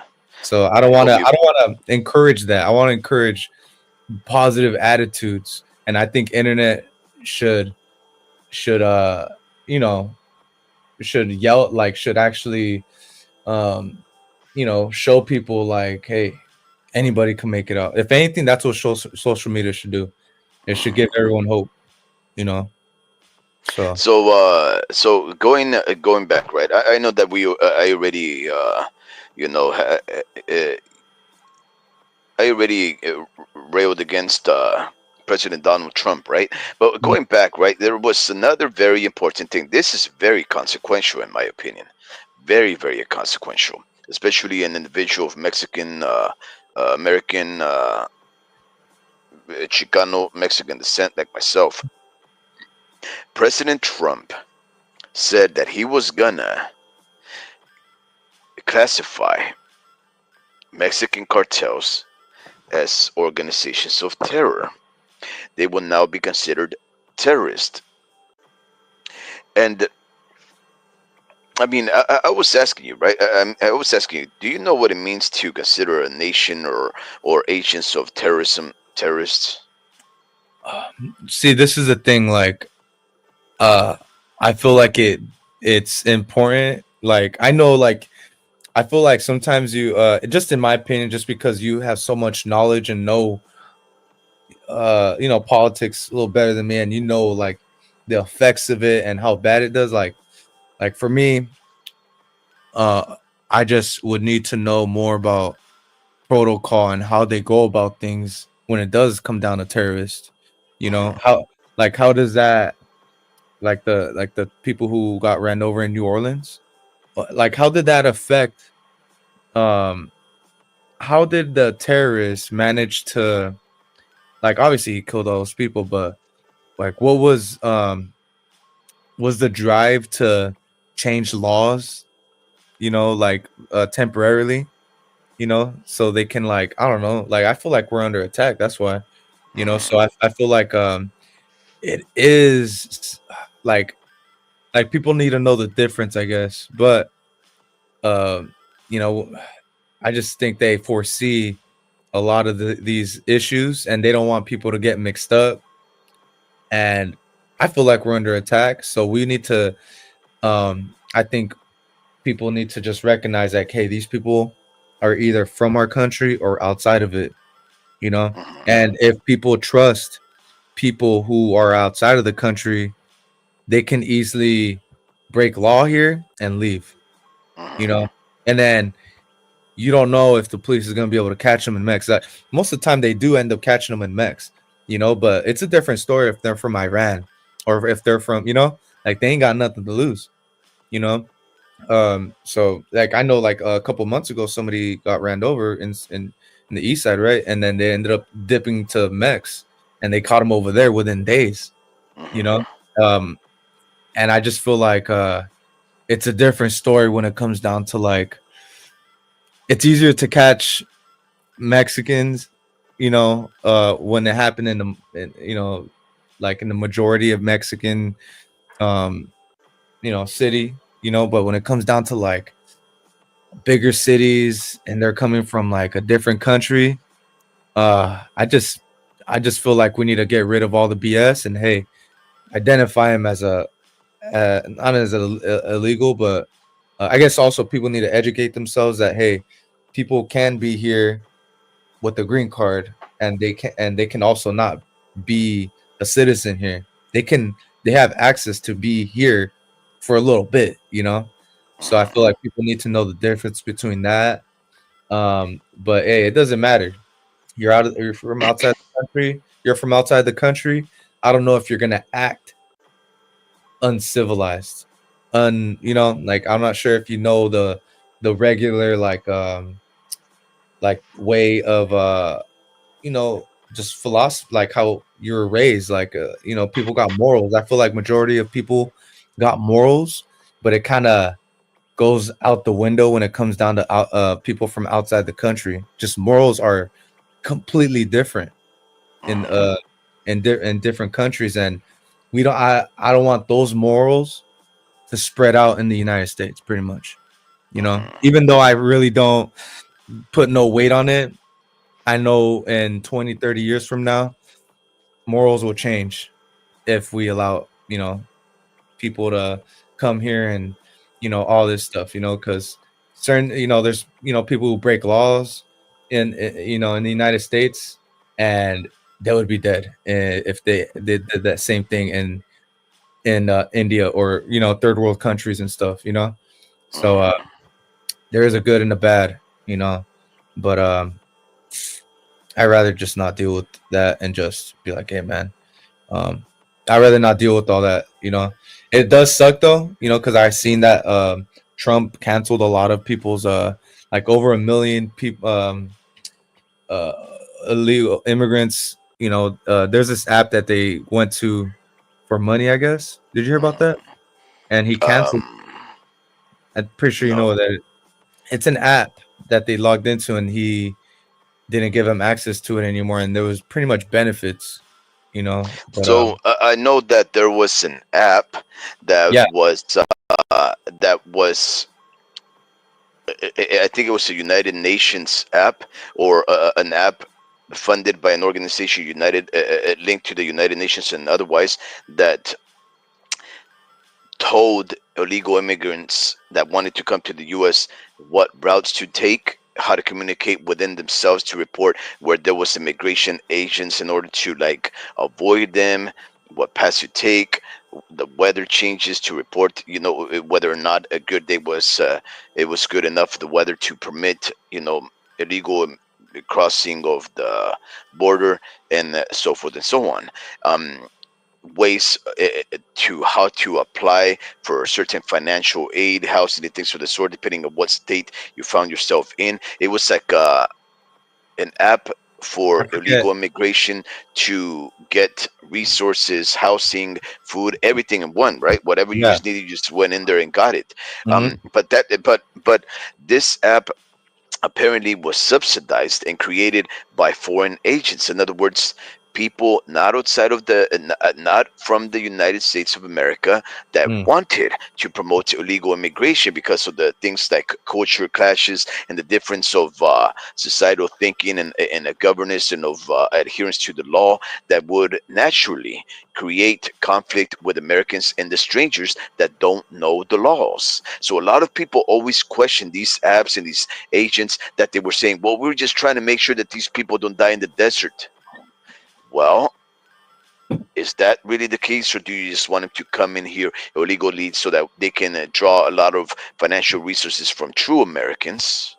and to give them to foreigners, that you wanted to get free housing, instead of paying the consequences or risking the consequences of coming over here to the United States illegally. Because just because you make it to the United States doesn't mean you should be given rights to live here. I mean, at the end of the day, some people argue you have violated the right to entry.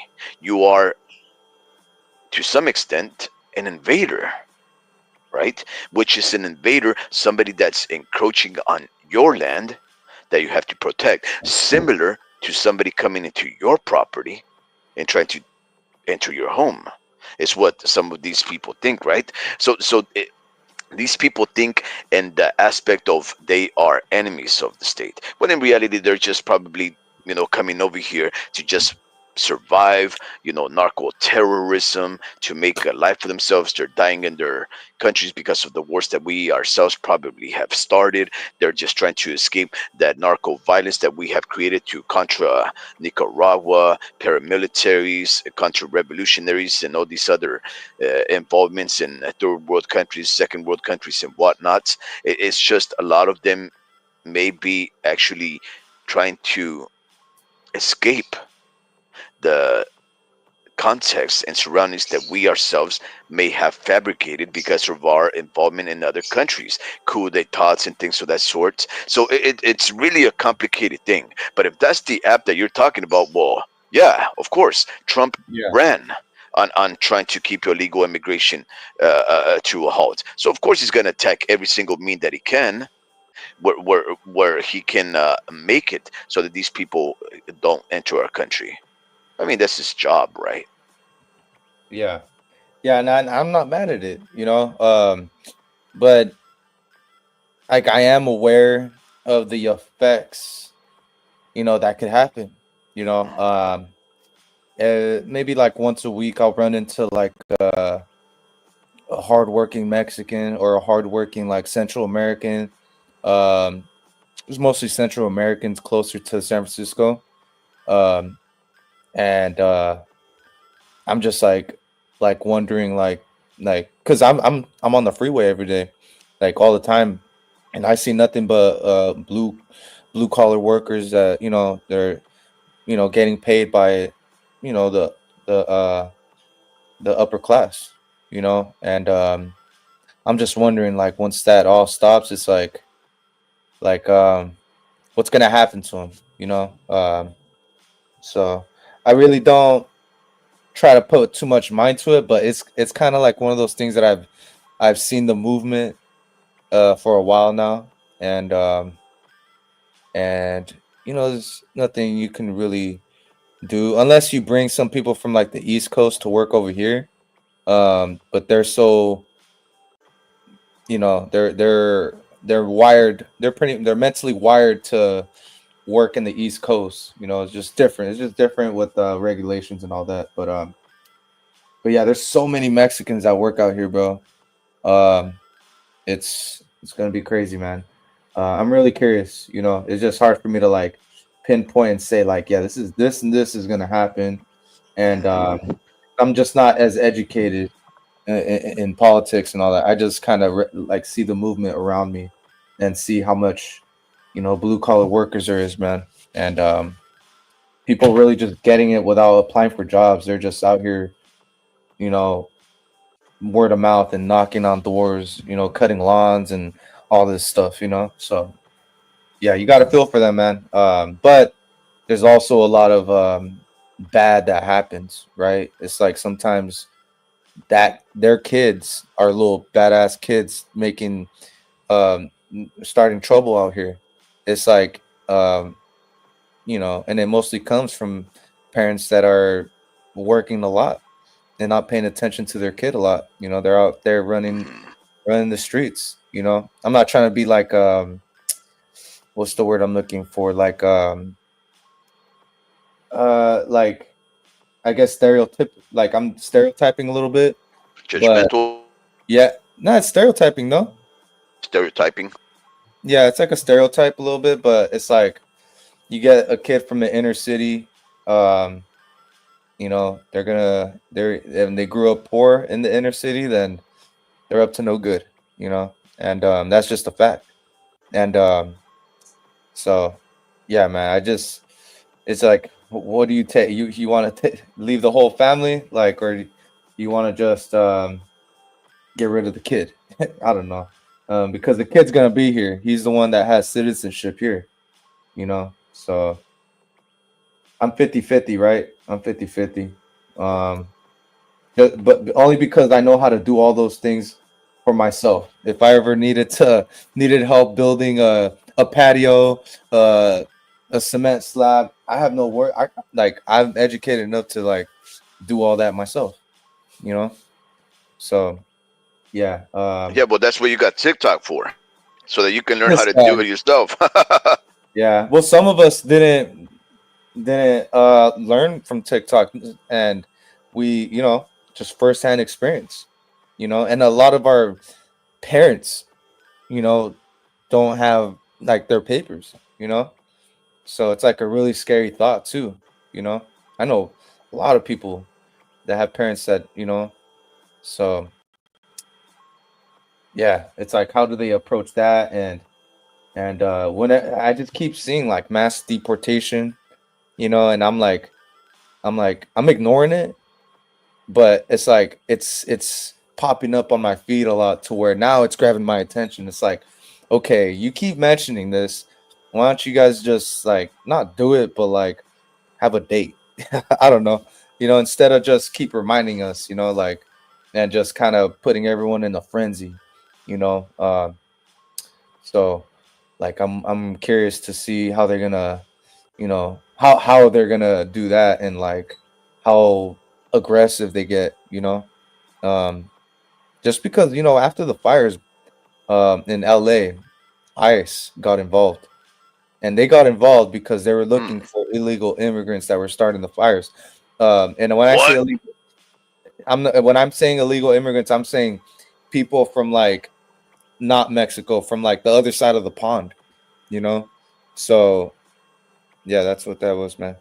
So that, yeah, and then and that probably started something. That those fires started something, and that's why I feel like we're being under attack. Because they just triggered the whole ICE movement. You Hmm. know, so it's like, yeah, they're looking for them, but guess what? They're gonna do their jobs, and hopefully not fucking deport someone's, not deport the breadwinner of the family. Because that would be sad. You know, deporting the breadwinner of the family. I think if he's a breadwinner of the family and actually paying the rent of that landlord, it's like, then he should get his citizenship. You know, like, we need those guys. So yeah, I also feel Well, like, hey I mean, guys, look, there will be some scary moments. Um, there will be some resolution. I don't think it'll be that bad. I really don't. But I think the most that will come from President Donald Trump enforcing immigration and having immigration raids and things of the sort will be that the H1 V1 visas, the H1 visas or whatever. Uh, they're gonna need them. They're gonna need Mexicans. They're gonna need Salvadorians. They're gonna need foreigners to come into our country in order to work in our lands, our yards, industry. They will need them, right? Because American society is not American society, especially with the advent and the ubiquity of technology. It's not meant to make us work physically, right? I mean, we rely on robots, technology, microwaves, all these things in order to make our life easier. We just have to use our fingers, to manipulate a remote control or a microwave, and we can have food. Um, but we don't know how to prune trees or lay down cement or labor in the sun, bend our backs to harvest lettuce, pick trees, pick fruit from the trees. We don't have it like that. Our so educational maybe system does not have us learning how to become strong physical individuals. Now, can we do it? Yes. Can we do it out of necessity? Absolutely. Can we I change did. our culture and our demands and our needs? Absolutely. But in the time being, we have to feed ourselves, and we don't know how to do that. So we Well, are that's going to why. have immigrants come over here on visas, on temporary work visas. Well, that's why they put us in FFA in high school, right? No, I'm just fucking around. But that's their attempt. But I feel like that was their attempt to like, get us to know how to do all that. That was the purpose, of course. Yeah. So they tried. The schooling system tried. Uh, but that was more of an option. You know. But yeah, I agree. I agree. Not everyone's gonna have the back to, because me and Rick did it for the strawberry fields. It's like there's no way in hell. Like there's no way. Like There's no no way. way, dude. It's just so hard. It is so hard, bro. Mhm. So um, I'm curious. I'm curious what they're gonna do. Maybe the AI machines are gonna take over and all this stuff. So Oh, God. they're ready. They're ready. Yeah. So the one thing about declaring narco cartels uh, Mhm. terrorists is that when the United States has declared someone to be a terrorist, we've used it to start wars and to invade their country. That's the problem, right? Like, I don't, Dream, were you alive when September 11th, 2001 happened? Yeah, yeah. I was watching it live while my nephew was being born. Huh. So yeah, I watched it live, and I remember seeing the second one falling, and I was 7 years old. Yeah, yeah. Why? Well, because uh, because after 9/11, the American government they passed anti-terrorism legislation, which was aimed at fighting terrorism. It usually, but not always, follows specific bombings and assassinations. And this legislation for anti-terrorism usually included specific amendments allowing the states, in other words, countries, to bypass their own legislation. In other words, the people that passed the laws when fighting terrorism-related crimes under alleged grounds of necessity. In other words, if somebody deemed you a terrorist, they would be able to then use the power that anti-terrorism laws granted, which included not having to declare a war, not having to get warrants under the grounds of necessity, that you were a terrorist, that you were a threat, and that they did not have to wait for any evidence or warrants to be signed or countries to agree that we were going to go to war with so-called terrorist states. We can just basically go and start wars because we thought that they were terrorists. We did that with Iraq, right? We said that Iraq was a purveyor and harbored weapons of mass destruction. They said that 9/11 was actually caused by Iraqis. So even though it turned out later on that it was Saudi Arabian individuals, we ended up going to Iraq that had nothing to do with it. We destroyed that country, deposed their leader, Saddam Hussein. We tried him and then we hung him and then we let the people cut him up into pieces, right? All on video. And then it turned out that we admitted later on Iraq had nothing to do with it. We just thought that he was our enemy and that he was involved in the terrorist act of September 11th. So we went in there, we destroyed that nation, we destroyed the educational system, we killed the millions of people, we opened up embassies, and we took their oil. That is what happens when you say that a nation is a terrorist uh, provocateur. Mm. You have the right to supersede laws that tell you that you have to have a vote in the Congress to go to war. The people have an opportunity to tell their congressmen and their legislatures, we don't want war. But when you say that a terrorist nation is out to get you, you don't have to.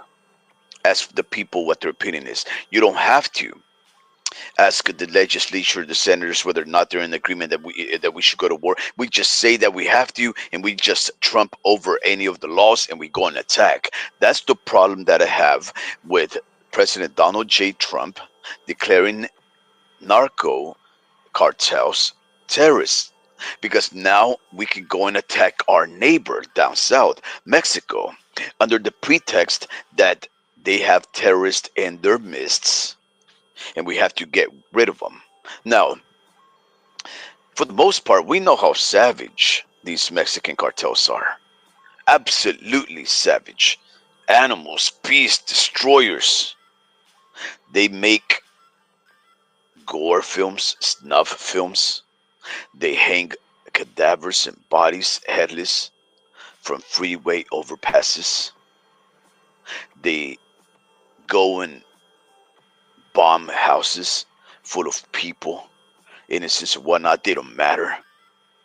They build these big trenches where they bury 10,000 people there, and then we discover the bones and the remains. We kill politicians, mayors of towns. That's what cartels do in Mexico. I don't want to talk about it, but I do have Mexican family members that Hmm. have been disappeared, that they have been killed by narcos. Damn.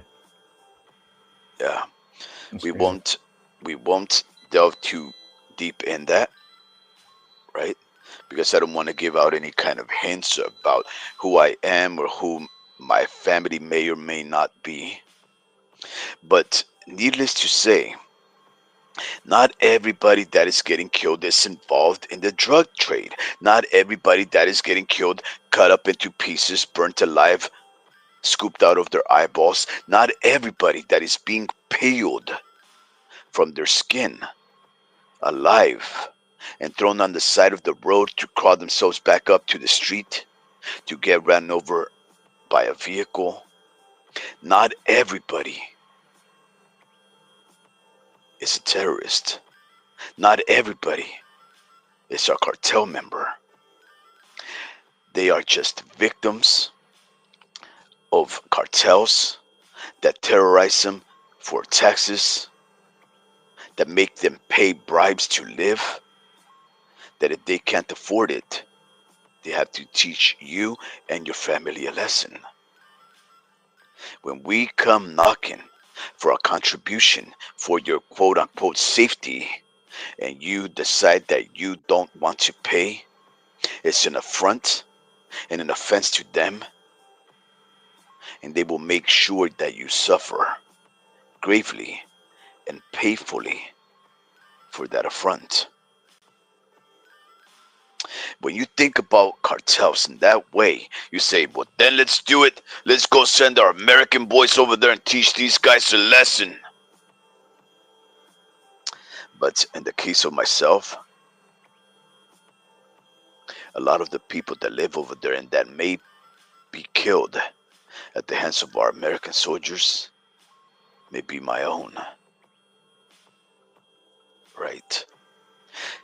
Now, you may say for the greater good, the greater cause, we still have to eliminate them. Okay, we're now invading another country.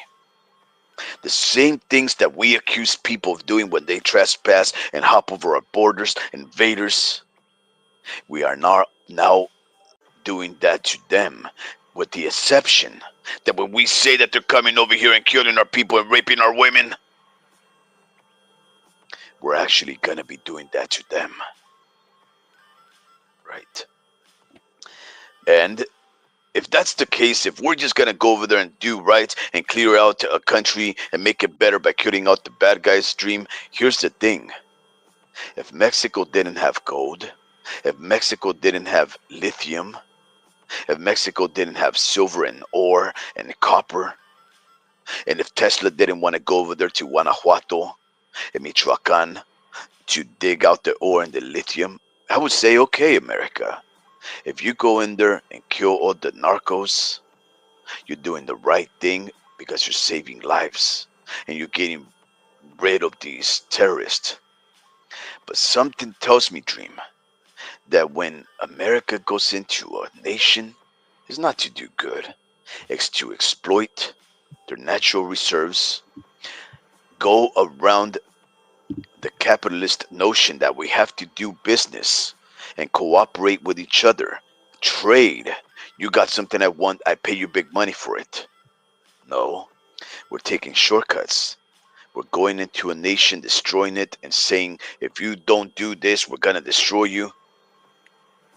And we're getting lithium, ore, copper, silver, and all these precious metals from another nation, the Mexican nation, on the cheap.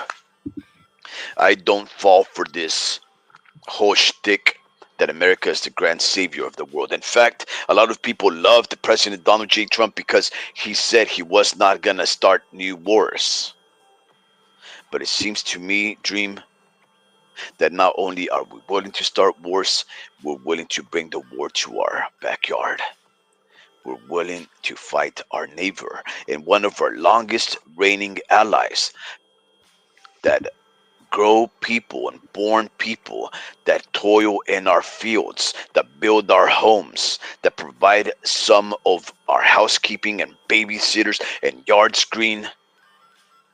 We may go over there to quote unquote get rid of terrorists, but in reality, we may just go over there and pilfer the land, destroy their cities and their culture, or because Elon Musk, Tesla, Trump's new buddy, wants lithium or precious metals from the people of the Aztec lands. I don't know what to think about that, Dream. I'm confused because I absolutely don't want to live in a world where there are narcos killing our people like that. But I also don't think America's job is to be the policeman for the world and go to any country to kill people under the pretext that we are good and they are bad and we always do right. You know the background music. It should be the like the national anthem. You know, you should Why change is it to that? that. Da, da, da, da, and while you're talking the whole time, it just it just, it just fit. You know, it just fit what with what you were saying. But yeah, yeah, man, dude, it sounds. I don't know. I just feel like everything what goes around comes around. I just feel like we're heading this direction with just really with like morals uh and I feel I just see like the movement, you know, and technology is moving too. Like I'm more fascinated with the technology that's moving at a rapid pace because AI has a lot to do with this too. AI is a lot like it's actually in its beginning stages right now, and I just feel like I know what it is because it's crypto. It has to do with crypto, and you can ask this thing to do other things for you, and the way to invest into it is to buy them that coin, you know, and that like that stuff fascinates me because they're gonna like I feel like eventually they're gonna ask AI what to do. Like I don't know, that's just what I'm guessing, you know, and when I mean they, I mean like people of power, you know, um, and that can be at any level. So yeah, but yeah, man, I'm more interested into boxing now, man. What's up? Oh, okay, okay. I think you had said that you wanted to address uh Ryan Garcia versus Rolly Were you Romero. done though? Were you done? With that, yeah, I mean, man, how long can we talk about depressing things, bro? Yeah, you know, I didn't I know how mean, long you can ramble on about that. I was like, all right, if you can go, you can go. what are you talking about? I can ramble on forever, man. Yeah. In Okay. fact, I actually already decided that I'm going to be sick for a couple of hours tomorrow, just because I'm going to have to sleep in because I'm going to be going for a long time tonight. Oh shit. No, All right. just kidding. I'm not going to do that. But yeah, Oh, yeah. Okay, you wanted to talk Romero versus Ryan Garcia, Rolando Romero. Now, tell us what's going on. Obviously, Ryan Garcia is a hot commodity, right?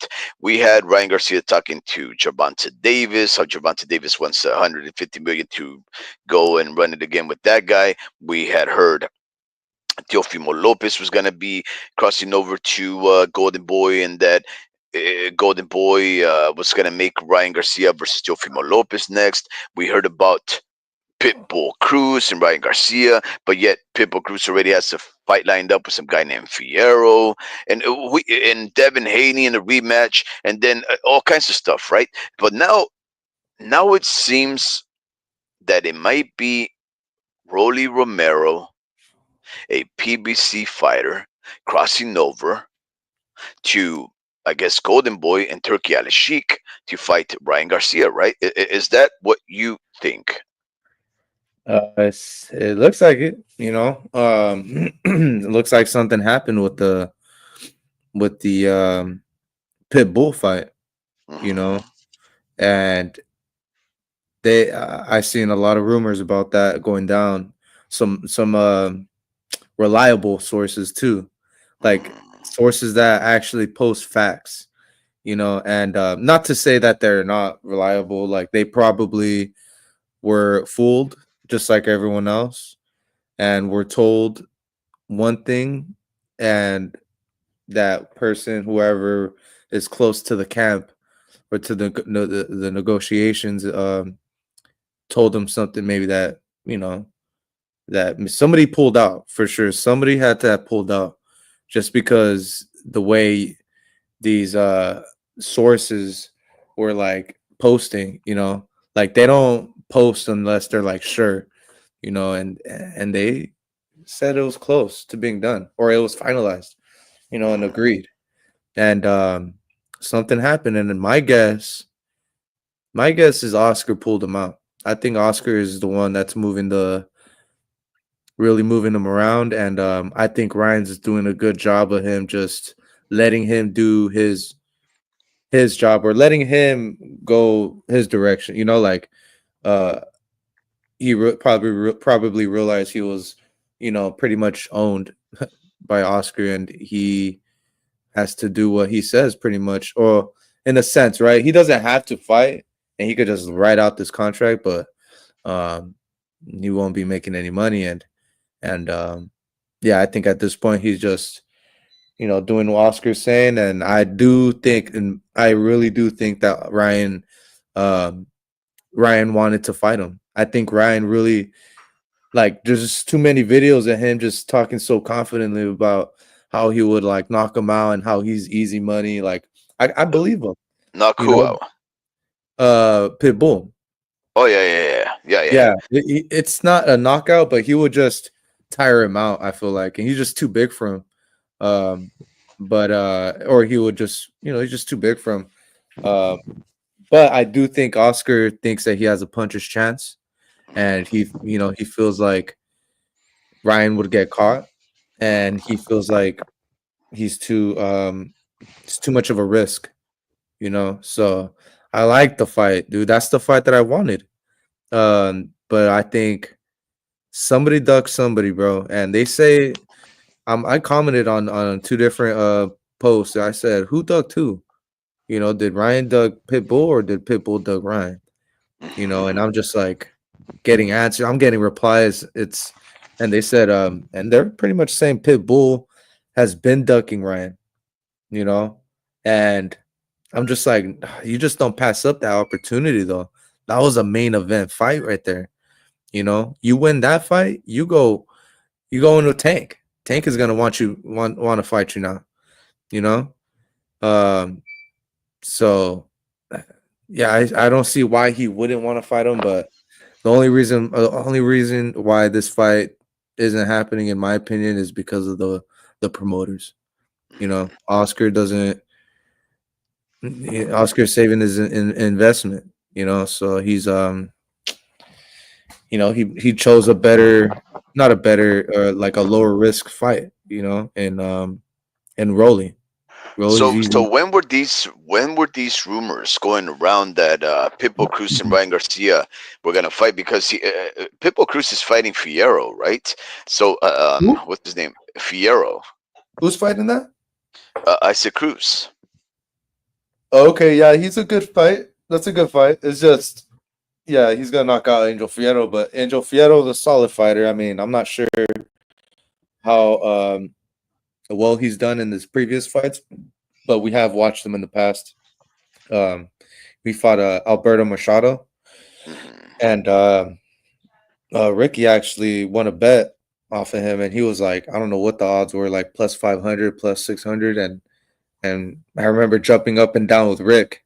I didn't even win anything. I was just happy for him. We were just both jumping up and down because he knocked out Albert Machado, and Oh yeah. yeah, and ever since I watched that fight, um, I also watched the other fights of Albert Machado, and I was like, damn, he's chinny. So it was Angel Fierro just capitalizing on an opportunity, and Angel Fierro's been down before, so I think Pitbull is probably gonna knock him out. You know. Yeah, because look, Isaac Cruz and Angel Fierro were already confirmed for the David Benavides versus David Morrell undercard since back in November 15th, 2024. So,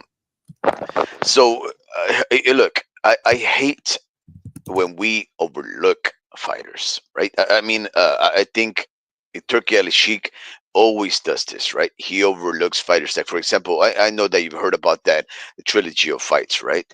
Where this trilogy of fights actually includes Rolly Romero and Ryan Garcia, right? Ryan Garcia versus Rolly Romero, Devin Haney versus Jose Jose Ramirez, and Boots versus Teofimo Lopez or something to that effect, right? Or Boots is the odd man out right now, and whoever wins between these other two fighters is going to go on and face each other and face Boots at the top, right? That's so Ryan Garcia has to fight Rolly Romero, and then Rolly Romero is gonna, get eliminated. Ryan moves up, and then the next guy between Devin Haney and Ramirez gets to fight each other, and then the top man at the top is gonna be Boots Ennis, Duran Boots Ennis, right? And when Turkey says that Devin Haney and Ryan Garcia have to beat these guys to have that rematch, he talks about a three-peat of fights. He talks about three fights between these guys. That would mean that them two dudes have to win their fights. But let me ask you something. Can Ryan Garcia overlook Rolando Romero? Can Devin Haney overlook Jose Ramirez? Um, I think Ramirez is a good fighter. He still is. It's just that his chin is gone. His body not keeping up with him. I also feel like he's just probably took too many breaks. Um, and I think there is a good chance that Devin knocks him out. I'm not even joking. Uh, I'm not even joking. I think Pillow Devin. fisted Devin Haney. Yeah, yeah, Wait, okay. So when you say that his chin is gone, and what what has led you to believe that Ramirez is no longer that he's a chinny fighter? oh, just by the way, I seen him with Bartholomew. Uh I huh. was like, from round 6 to round 12, he was Hmm. running for his dear life. Like, dude, Because he was almost hurt, he was so hurt, bro. It's just like Devin Bartholomew, Haney was at Ryan Garcia's hands. but Bartholomew is not as technically sound as Devin. Devin's younger, and Bartholomew was like damn near 40. So when he fought Ramirez, he just has really good punch velocity, bro. And his punch placement was all right. It kind of sucked a little bit, which is why he couldn't finish the knockout, and he made it the decision. And yeah, Mhm. bro, it just every time he landed though, he was about to go to sleep, bro. He was damn near Really? about to go to sleep. Rick, don't you did remember you were watching that fight? Um, Ramirez showed that he was tough though. You're right, and dude made it the whole way. Like from I'm telling you, maybe I'm over exaggerating. Maybe like from round 10 to round 12, like 3 solid rounds of him just being fucking out of it, dude. I was like, they need to stop it in the corner or something. And Robert just kept letting him out. And every single round, he was like fucking getting dropped, I think, and he was getting hurt, and just the looks he was making. And that's why I was like, oh dude, Devin's just too accurate, and it looks like he's back. And I guess I'm banking on him being back to his old self. Even though it's been the whole year, I'm just banking on him staying in shape and being who he usually is. So Mhm. and if I'm wrong, then it's because he probably was out the gym for a little bit and didn't really, stay in shape. But from Yeah, you're talking about how that well it wouldn't only be Devin Haney, right? Coming Hey, back hold from a on, hold long on. hiatus, You're it would calling also them. be Ryan Garcia. I know. Hold on. You're calling them pillow fisted, but if you ever swing a pillow as hard as you can to someone's head, that shit Yeah, fucking hurts. that shit bro, fucking you know what I mean, bro. that shit Like fucking hurts too. I know, I don't but care. look, you I know don't what care. they say when they say pillow That's a fisted. It myth. doesn't That's a mean that. myth. Okay, well, how about No, I'm just kidding. Go soft ahead. fisted?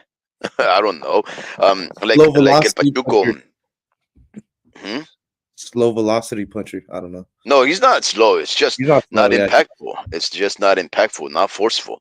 El Pachuco states an activity affected the career of Jose Ramirez. Now, Yeah, it did. you were talking And about how Devin Haney is going to be off for a whole year on his dude, own volition, by the way. hold on. Nobody told Robert Devin Haney to take off that long.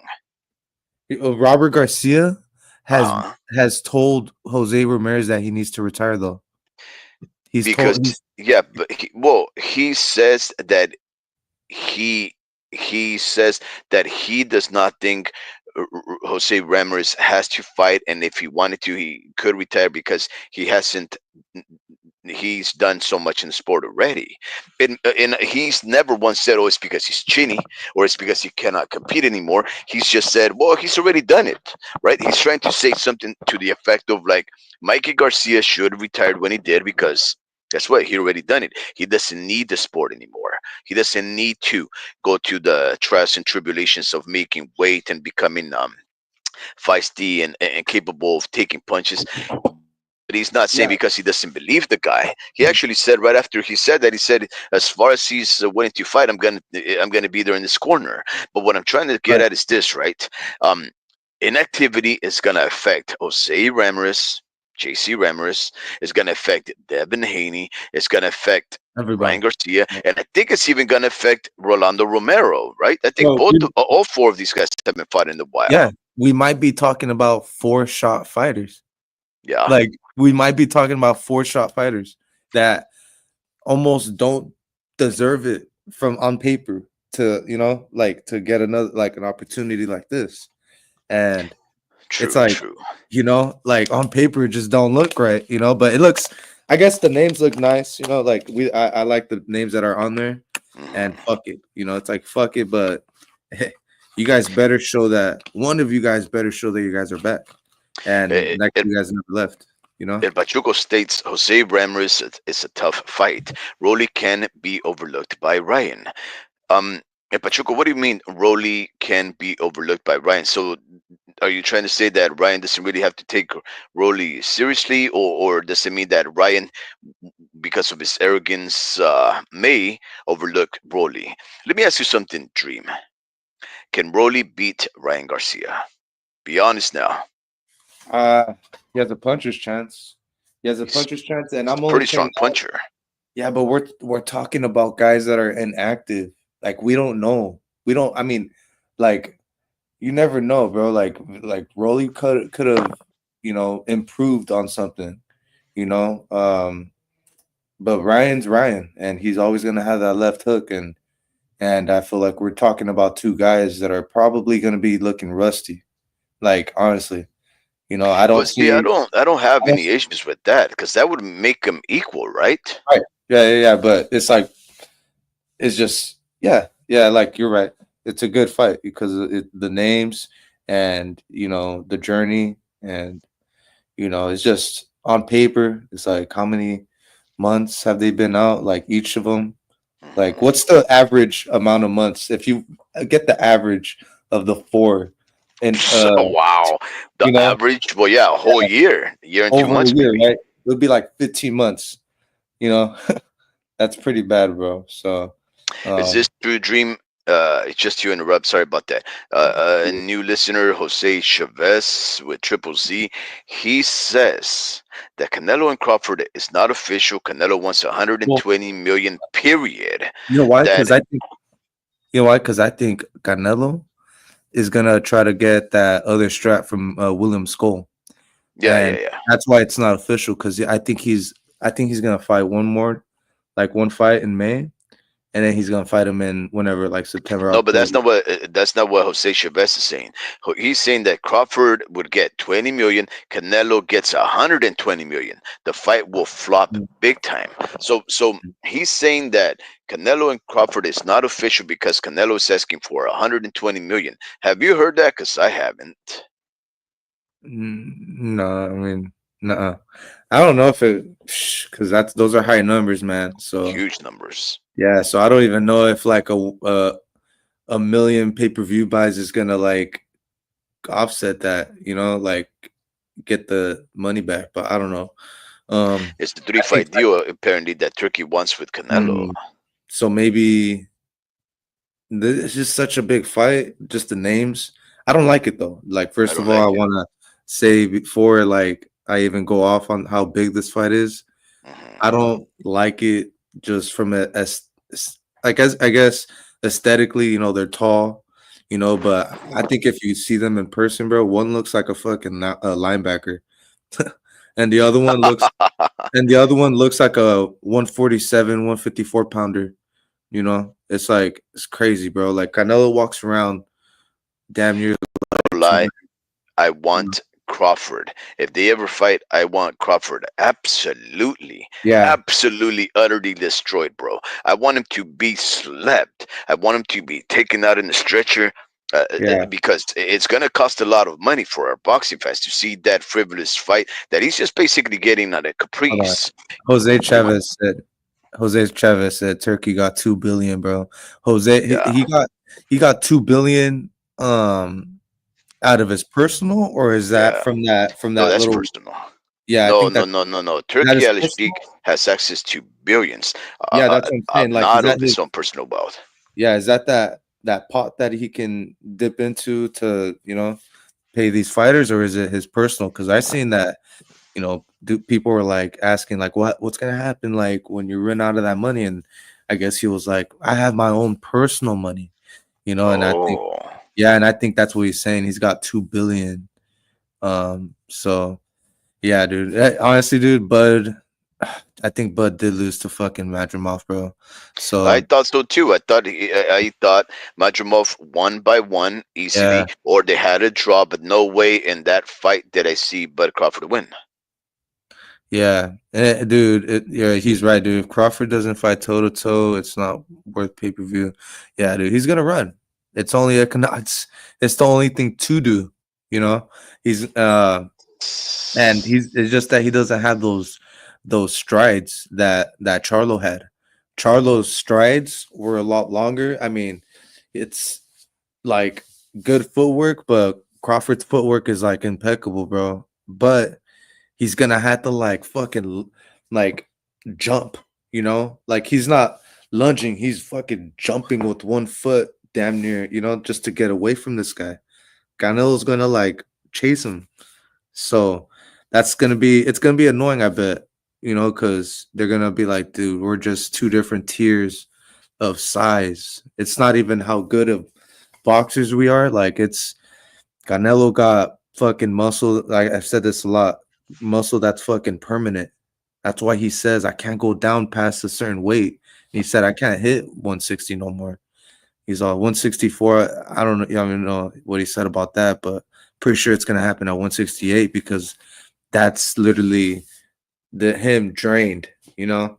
So he has so much fucking muscle that's just permanent. That's why he moved up the right way, right? He did it little by little.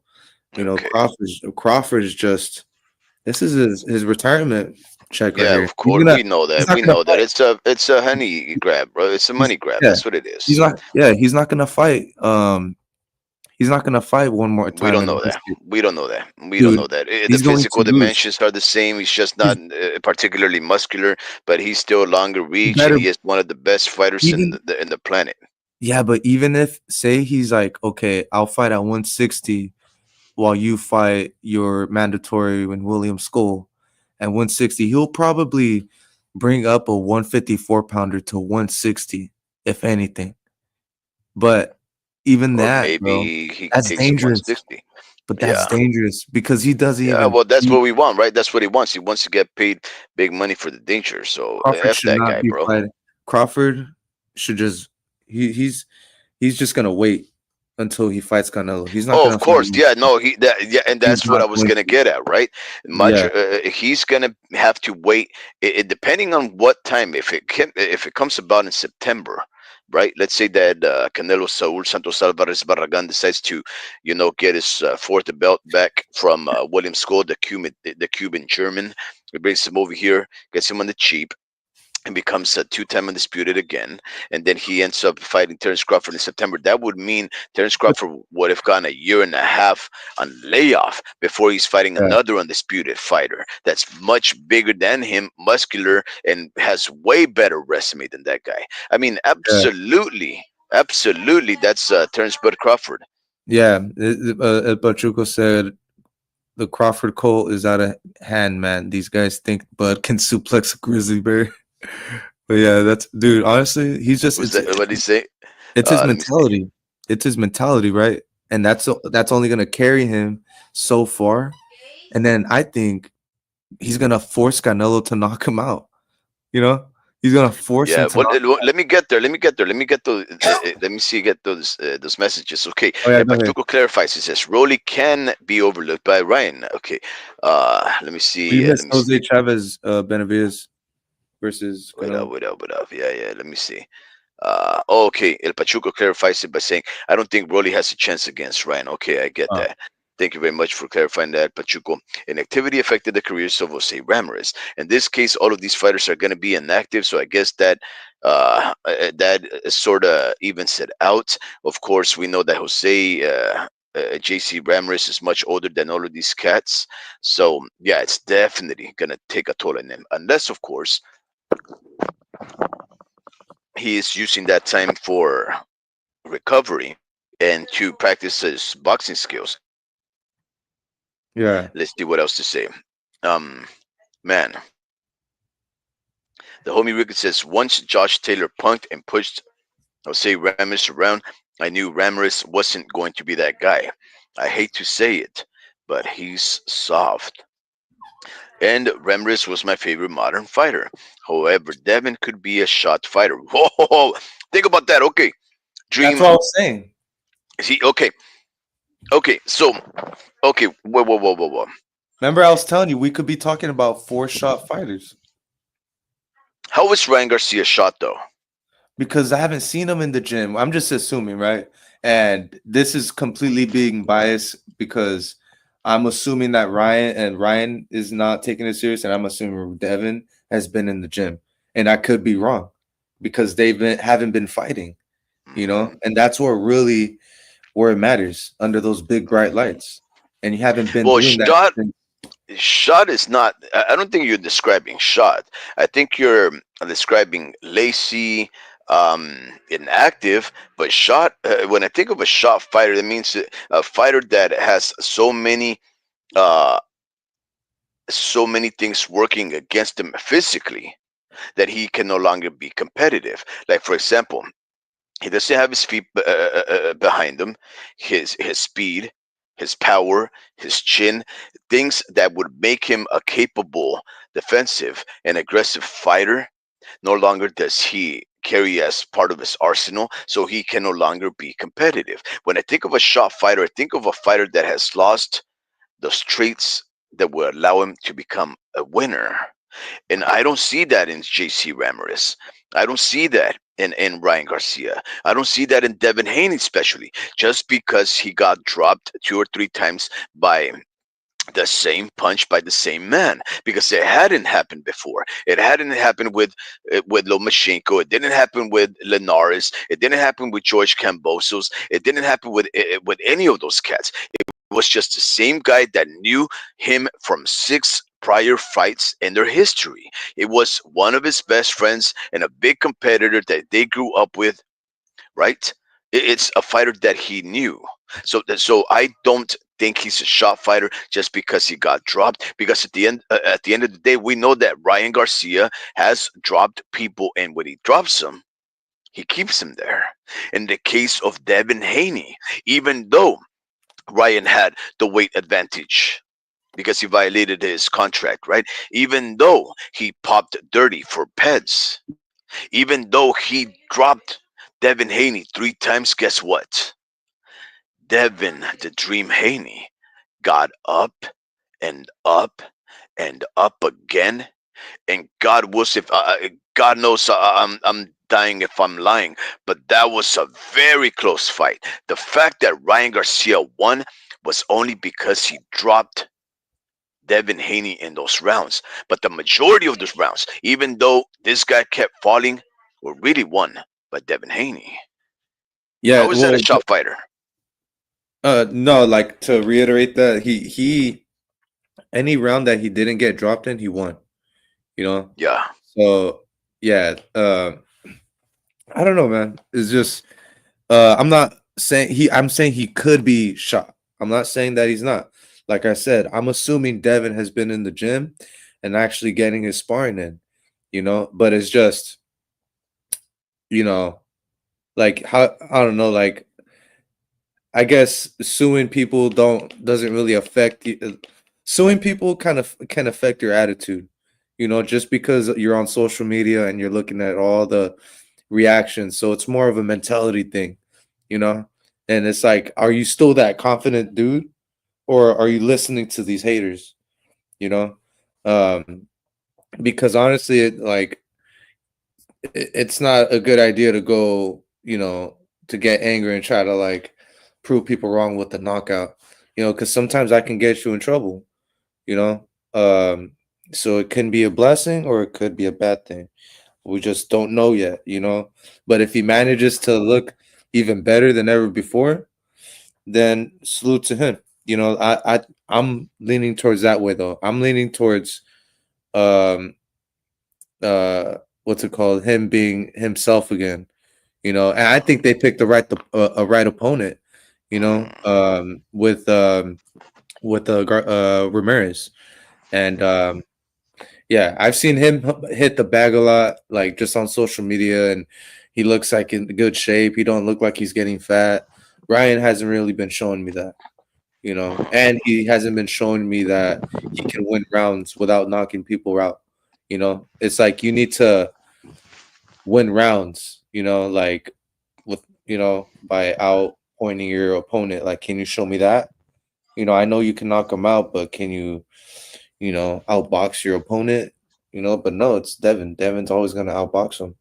So uh yeah, I'm leaning more towards just Ryan being shot, just because he's been dealing with hell of shit, So he's more shot than anything, just because based off what he has to deal with, and his style is always kind of, it sucked, but it's lethal, because of that left hook. Like Wow, his and I forgot to mention the other fight, the other one of those fights that is mentioned. Of course, we knew that Ennis was going to be the man at the top because, for the most part, Devin Haney would be moving up to welterweight from being a super lightweight. He would be moving up to from 140 to 147 to fight Jerome Boots Ennis should he become the winner of a possible repeat with Ryan Garcia. And if he overcomes JC Ramirez, right, he would be moving up to 147 to fight Jerron Boots Ennis. But I forgot to mention who Jerron Boots Ennis would be fighting. It's breaking news on the Ring magazine. Jerron Uh, Boots Ennis is nearly finalizing a fight for April 12th against none other than, fill in the blinks. Come uh, on, Dream. match. I don't know who. A Say it. Oh my Mantis god. Stanionis, bro. Okay, that's a good That's fight. crazy. Let me ask you something. Can Boots Ennis even beat Stanionis? Mm, yeah, I Or mean, or has Stanionis been laid off for like 2.5 years? no, but he's shown that he can be on layoffs and still maintain that same level of offense. How do you So, know? This is gonna huh? be like he Uh, hasn't fought in a long old time, bro. you seen him fight? What do you mean? I seen him fight. I think he fought Virgil. No, No, no, no, that fight got postponed like three my bad. different times. He fought the dude that upset this other dude, Maestre or something like that. From like Venezuela or Colombia or somewhere over there. Uh huh. Yeah, he Oh beat yeah, May 2024. Yeah, yeah, yeah. You're right. yeah, I seen him fight him, and he was just off of an upset win against Campbell or something like that. I, mean, I might be wrong, but this undefeated fighter was supposed to beat Maestre, and he ended up beating him. And Maestre, and then I do my research. Maestre is actually like an Olympian, so he's pretty good. And then yeah, so he beat Stanionis beat him convincingly and did really good. And He he beat him in May. He beat him yeah in May of last year, right? And yeah which come May, it'll be another year. But prior to that, the last fight that he had was in April of 2022. That meant for 2 years, but he almost looked to the good. date of what. Yeah, yeah, He yeah. looked good. But against Maestre, right? Yeah, I mean Yeah, he looked good, obviously. But remember, I mean that may be more indicative of how ill prepared Maestre has been able to keep his performance in boxing in the past 2 years. Because the fact of the matter is, Stanionis actually, in a lot of the interviews that he had in those 2 years, nearly three now, he was talking about how he was thinking about retiring because he was waiting on Virgil Ortiz for three consecutive missed opportunities, missed contract extensions, and so forth and so on. And he actually was talking about making money in order to open up his own gym. Once a fighter talks about opening up his own gym, I it's mean, think over. about it. Well, for the most part, yeah. Look at Ruben Villa the fourth. He No, has I opened up mean his gym, and now he's talking about how he that's needs a different. break. He doesn't need the sport. Yeah, that's different though. I mean, he has help, a lot of help, and sometimes you just don't know people's situations, I guess. And maybe he's doing it on by himself, bro. And Mm, he wants to do classes and so I mean, yeah, Ruben, they pretty much, helped him do all that and so it's his gym though, which is cool, So I think he'd be a good coach, you know. But yeah, so but you're still in the gym though. You have access to all, everything that they do and you can actually work out after you're done, so yeah. who knows, you know. Jose Chavez says if Crawford doesn't fight toe to toe, it's not worth pay per view. Unfortunately, the thing about that Jose Chavez is that we won't know not until we pay for the money, right? Yeah, Like, yeah. like they could talk a big one and everything like that. How many times have we not been disappointed that a fight is going to perform? That this fight is. I mean, I just always go back to the Mayweather versus Pacquiao fight. That was the biggest disappointing pay per view fight in my opinion, right? Because these were two pound for pound fighters, some of the best fighters in the history of the sport, and they decided to fight cautiously. I guess at the hindsight, what else could we expect, right? They're both very masterful fighters, but still, like, very disappointing for $100, nearly $100. Yeah, but you won't know what you get not until you put that money up there, Jose Chavez. So you better cross your fingers that if Saul Santos Alvarez Barragan, aka Canelo, that decides to fight Terrence Allen Crawford, that it becomes a very good fight. And Pachuco says the Crawford quote is out of hand, man. These guys think that Bud can suplex a grizzly bear. But you know what? For in all due respect to Pachuco, I wouldn't question Terrence Bud Crawford being able to wrestle suplex a grizzly bear. He really is a master wrestler, and we know that some of those Russians like Khabib and Morkadoev and whatever those guys' name are, their trainer actually made them wrestle bears. I'm not saying there's any black bears over here in the United States that Terrence Bud Crawford has access to, but I know that some of these wrestlers have wrestled bears and they've survived, man. So I don't know. Maybe I'm not a quotist though. I'm not into that Crawford quote, but he is a very capable fighter. Mr. Vince Vargas says they should have a ring that shrinks in size after every round. By the 10th round, they'll be toe to toe. Well, there was this sport called bare knuckle boxing. I love bare knuckle boxing championship, but there was before BKFC was a thing. There was bare knuckle, and one of the very first professional boxers that became a bare knuckle fighter was Paulie Malignaggi. And the way that they designed the ring is that it didn't have any kind of ropes. It was just a circular pit, and on the sides of it, it started to cave upwards, like it was like a pit, right, like a hole. It was flat, and then on the sides it started to go upwards, so that if you happen to step past that line, like the outside perimeter, of course the ring would start going up, and then you start losing your balance. There really wouldn't be anywhere to go, because if you continue to move upwards, your footing would be very misplaced. Your body would be physically exposed to punches in the attack from the fighter, and since you can't kick, you're basically just like a sitting duck, and any little punch would drop you over, right? Because you're like stuck in a cup, almost like in a bowl.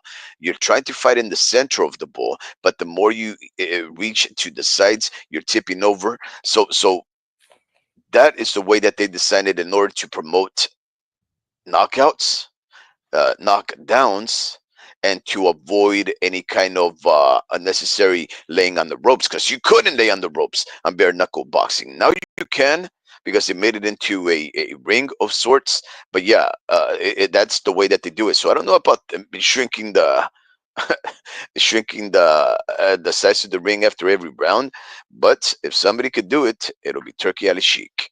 Mr. Vince Vargas agrees. He said that's a great idea. Imagine move in the corners. And Pachuco also agrees. He says that a dynamic ring that is just sized according to the fight is something Shakur Stevens would need in order to become a exciting fighter.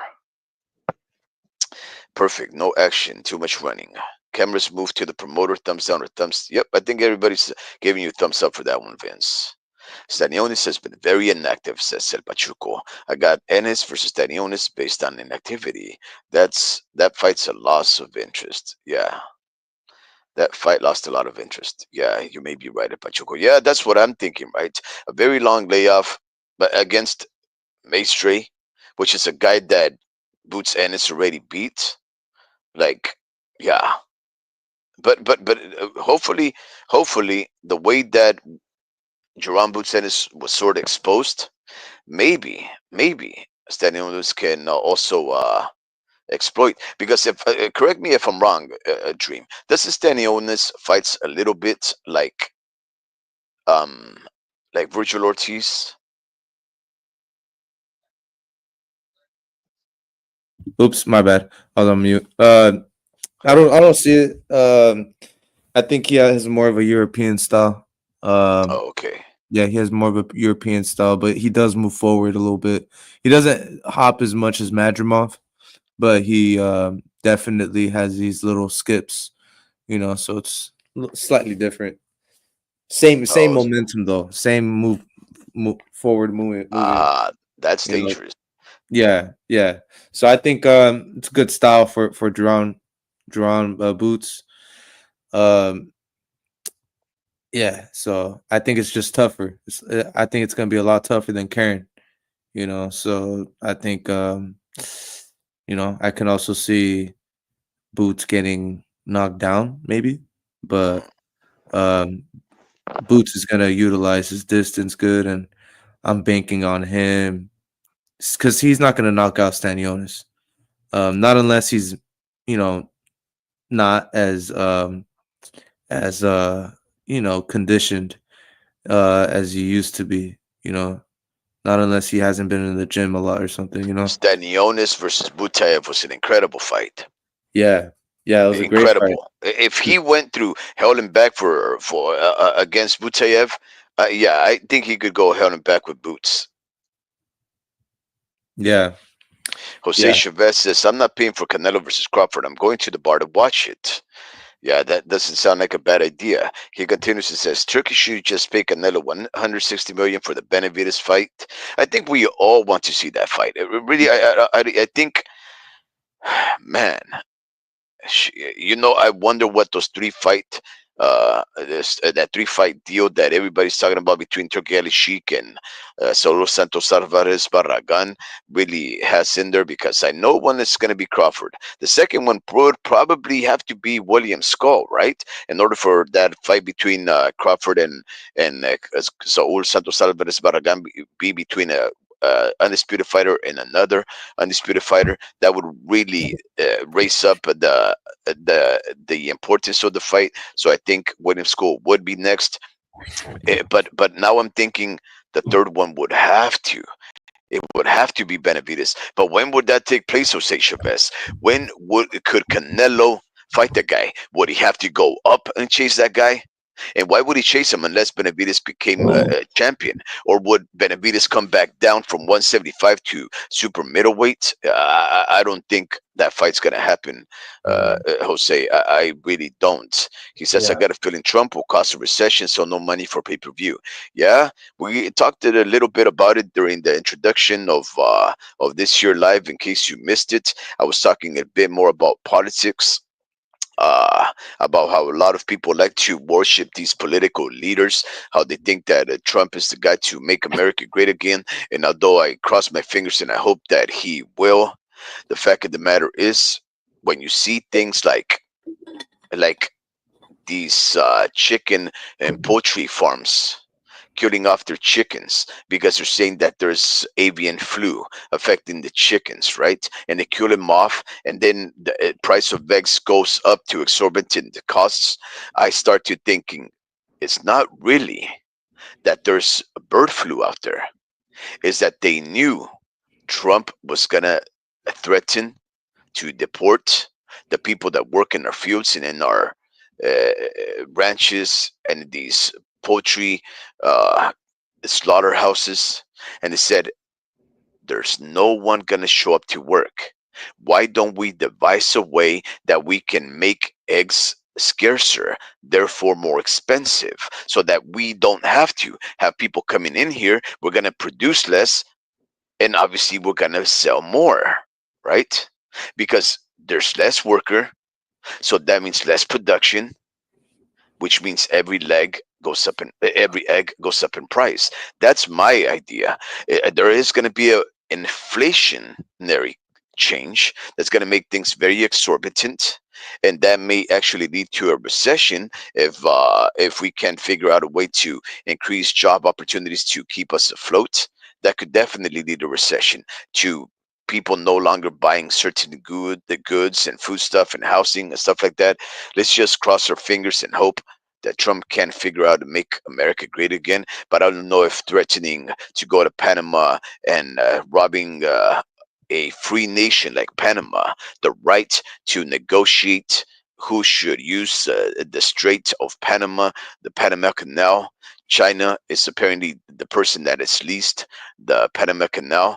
Guess what? It's not up to America to dictate what a country can do with another country, what kind of business one country can do and have with another country. Why? Because we are America. We are the number one capitalist country. We have to be able to open up markets by trade and agreements and negotiation, not by threats of war. I thought Trump was against war. I thought Trump was more for peace. I thought we weren't going to get involved. I thought we were no longer going to be the police to the rest of the world. By going into Panama, that's exactly what we're doing. We're saying we won't negotiate, we won't free trade with you, we will just take it by force, and therefore he is violating the capitalist mantra of laissez faire by saying that he's going to declare cartels terrorists organizations. That means he is willing to open up the door and defy the legislature and Congress to pass and declare that we are a nation at war. He can just forego all of that and just trespass the borders that he accuses the Mexicans of trespassing for us when they come over here to feed us and work for us and harvest our fruits. He's going to go over there to attack Guanajuato and Michoacan and everything just so that they can pilfer the land for lithium, so that Elon Musk can make more lithium based electric vehicles, so that they can dig for ore and harvest for these precious metals, so that Tesla and Jeff Bezos and all these technocrats can sell us more mobile devices. We talked about that at the beginning of the show, but because this show is mostly about boxing, I'll let you catch up on the replay. Jose Chavez says, bro, Russia will help Latin America, and we don't want a nuclear war. I don't. Well, Jose, as a big hippie, as a peace loving individual, and the only kind of war that I respect and love is that which takes place in an organized, violent sport called boxing. With that, I absolutely agree. We do not want nuclear war or mutually assured destruction. We have to find a way to survive in peace and harmony using the market, free trade, and agreements, a bartering system that would allow us to find out whose system of monetary control and of social guidance is the way forward. Because when those extraterrestrials come down on us, they're not going to care if you're a Russian or an American. They're going to wipe us out because they're so stupid. Dream, this live has been going on for a little bit of a minute now. And I know you start trying to like go to sleep right around now, right? I'm surprised you haven't taken a shower. You always interrupt the lives because you want to take a shower. Nah, I did that before. I hopped on. You know, Oh, that's right. You went to the gym, huh? yeah, I went to the boxing gym today, so I got my workout in. It's like it's crazy because I'm like I paced myself today because I plan on going like for at least 3 to 4 days straight. And by the Mhm. time I get to that third day, I already know like I'm gonna force myself a little bit, and by the fourth day, it's gonna be like, all right, I'm only gonna go for like 30 minutes, because you know, man, it's tough, man. But little by little, I think by like the last week, I want to go like 5 days, you know. Well, did you say 3 days straight? Yeah. So like Monday, Wednesday, and Friday. Huh? Why? What Like do you? Wednesday, and Friday, because you're saying straight, or Tuesday, Wednesday, and Thursday. Yeah, today's Monday, right? Yeah. Monday, Tuesday, Monday, Tuesday, Wednesday. You Well, know, that's gonna be tough on you. Why don't you do Mondays, Thursday, Monday, Wednesday, and Friday, so that you can have at least a day of recovery, so that you can hit the next day 100. because um, if you do that, then Mhm. because Monday, Wednesday, and Fridays, they they Spar. have they no they well for the fighters, right? But I just started going there like after me not going there for like 2 months. But I went there. I pretty much did a whole 2 hours there today. Usually I get tired, but I think it's more like me not just being in shape. Like the wind is there because I go to in shape and I'll run. I'll do like 2 miles. So I still have the wind. It's just my muscle memory wasn't there and I wasn't punching hard. I was like, damn, what the hell? I've been lifting all this weight for nothing. Uh, Yeah, so that's it's bad, just bro. yeah, I know. I've been lifting some, just a little bit of weight, nothing too crazy, but I feel better. I just move a lot better. So, because I've been squatting a lot, just solid weight, nothing crazy, but a lot of reps, and I just feel it when I punch the bag. But anyways, when I Monday, Wednesday, Friday, right? They have these circuits, and you do that. You know what the circuits are, right? You squat, and then the next for like 45 seconds, and then you move on, and then you do like you do bicep curls, and then the next one you do something else, and they do that for about an hour, and then you wrap up, and then you punch the bag, and they do that Monday, Wednesday, Friday.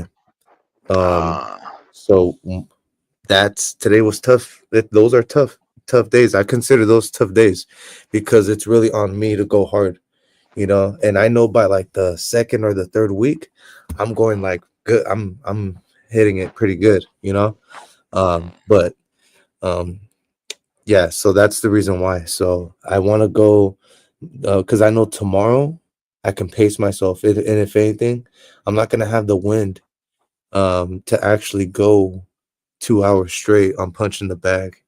I already know myself, so I think I'm gonna have like a good hour, and so that's why. So Monday, Wednesday, Monday, Tuesday's gonna be 1 hour, and then Wednesday is gonna be like the whole 2 hours because I'm gonna have the wind. It's just more being me being like muscle sore, you know. But I like it that way, and then by Thursday I'm like, "Oh, should I go? I can do like because Thursday's just punching the bag, so that's why. So yeah, I just want to go 3 days, and then um hopefully I can go to like in shape and then do and run because I want to incorporate running and all this stuff. So yeah, I gained a little bit of weight, not nothing too crazy. I actually maintained myself, and I'm just pretty much back to where I was at a couple months ago when I didn't hit the gym. So but there's some muscle memory I see, and I still feel good and all that. So um yeah, man, I want to do a little change up. mm. But yeah, No, it makes sense, man. It makes sense. yeah, Keep at it, man. That's awesome. and then go like 3 days, and then another 3 days, and then the last 2 weeks, the last 2 weeks, I'm gonna just try to go like 4 to 5 days, but I'm gonna be dead by then. So I'm gonna take my time, and this is the thing I forgot to say. Mm. I don't want to get sick, so Oh yeah, yeah, yeah, yeah, I yeah. get sick, dude, because trust me, I've man so many cycles of me just losing weight. I'll lose like 20 pounds too quick though, and I'll like incorporate a diet, So I think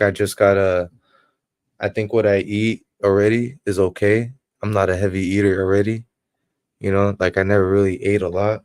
It's just me eating chips, I eat a lot of chips, but um, you know, I just gotta, pace myself like because I love chips, so I'll eat chips like maybe every Tuesday and Thursday, you know, Mm. when I actually lose all that water weight, and I can just when I lost all those calories, I can eat some chips, Um, but I'm trying to see where I can get at, Um, so I'm not fat though, I'm not fat. I just I got some weight to lose, and if anything, I'm already kind of my back feels shredded a little, like kind of ripped a little bit, like I don't know how much ripped I can get back there, you know. But but I have this little belly, you know, and that's what boxing is, dude. It's crazy. Boxing just it's all back, you know. It's like all your back muscles are being used, and then if anything, like having a big chest doesn't really work. You know, it doesn't really do much. You know, Hmm. um, it's really like having big shoulders gives you big hooks, gives you good hooks, and it's also like the density of your muscles. You know, Hmm. Terrence Crawford, bro, looks small, but he's dense. You know, he's a rock. You know, Yeah. so and he doesn't lift heavy weights, but he can lift heavy weights if he can because he probably has like these calisthenic muscles that that can manage to lift a lot. And so I don't want to get where Crawford is because that takes years of work and dieting. Hmm. I just don't want to get my dad bought it. So Hey, your dad bought it without even having children, bro. I know stepdad bought it. Yeah, Mr. Vince Stepdad bought Vargas, stepdad bod. Vince Vargas says Trump is going after the criminals, not the average farm worker, in my opinion. Step by step, secure the border first. Yeah, so uh, I think Donald J. Trump. He promised. Well, I call him Donald J. Trumpinski because, if I'm not mistaken, I think he converted to Judaism in 2018. Right? Some people say it was symbolic and it was just honorary, but I'm not too sure. Maybe that's the reason why he didn't put his hand on the Bible. But nonetheless, he said that he's starting a raid in uh, in uh, in Chicago to deport people in Chicago. But I don't think he's going to be sending ICE to Chicago to just like look at brown faces, black faces, Asian faces, just faces that look like they're illegal, right? I think what is going on is that there's certain individuals that have created, they've violated the law, they're criminals, they're in jail right now, and he's just gonna pick them up and deport them. I think that's the thing, right? If you're in jail right now, he's not gonna look in the street to see if he scoops you. Hey, you come here, let me see your papers, and then you start running, and then they tackle you, and then they throw you across the border. Nothing like that. I think what he's gonna do is he's gonna go to the jails first and pick out a lot of the criminal elements, and then deport him, right? Or hold him in some kind of a special detention center, like maybe a FEMA concentration camp. If you know what that means, right? And then maybe start working like that. But yeah, the one thing that I will sounded say, so right? evil. Sounded so evil with your laugh. Yeah. Ha, ha, ha, ha, ha. No, but the one Concentration thing camp. that people say, right, when people protest and they say, "Oh, immigration and oh, leave us here," or racist or whatever, you have to remember that this is what the people in the 60s, 70s, my grandfolks, my parents, when they were, working in the fields, toiling the land with their, their under the Bracero program, their work visas, their, temporary work visas, when they were putting in the work for 20 decades, I mean, 20 years to keep their noses clean to then have the opportunity to become American permanent residents or longer actually. When they were doing it, they still had to live in the fear that immigration could pick them up at any time. They used to call it la migra. The migra could go into the fields and just pick you out whenever they wanted to. And if you didn't carry your green card, your mica, guess what? You were going to Mexico. No ifs, ands, or buts, right? This was the way that a lot of the Mexicans and even Mexican American, innocent Mexican Americans that were born here, they had to live in those fears, right?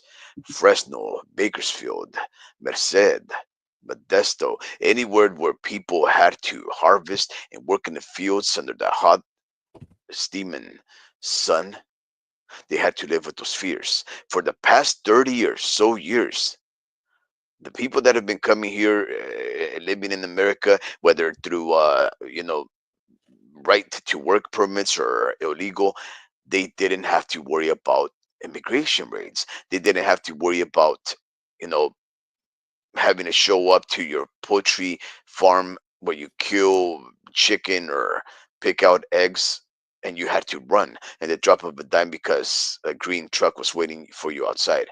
They didn't have to live in those fears. For the most part, you can say that the presidents, Bill Clinton, Obama, Biden, Bush, George Bush, right after Ronald Reagan, all of those people stopped enforcing immigration and the protection of our nation through the borders for the longest of time, right? And now somebody said, nah, nah, let's not do that. That's all that's happening, right? But my parents, my grandparents, my uncles, they all lived in the same fears, right? Not wishing the worst on these guys, not saying that they deserve it. I mean, for the most part, we want everybody to live peaceably without fear and otherwise. But guys, at the end of the day, that is their job, right? The game is you try to break in and get away with the goods if you're a thief. If you're a person that's trying to escape the violence of cartels or just come over here to make your life better, the game is still get yourself in here and don't get caught. If you get caught, you're going out. That's always been the game, right? Not everybody that comes over here has nefarious ill intent for our nation. In fact, I would muster to say that about 80% of all people that come over here are great, law abiding, hard working citizens that won't ask for anything besides an opportunity to live and to contribute to our great nation.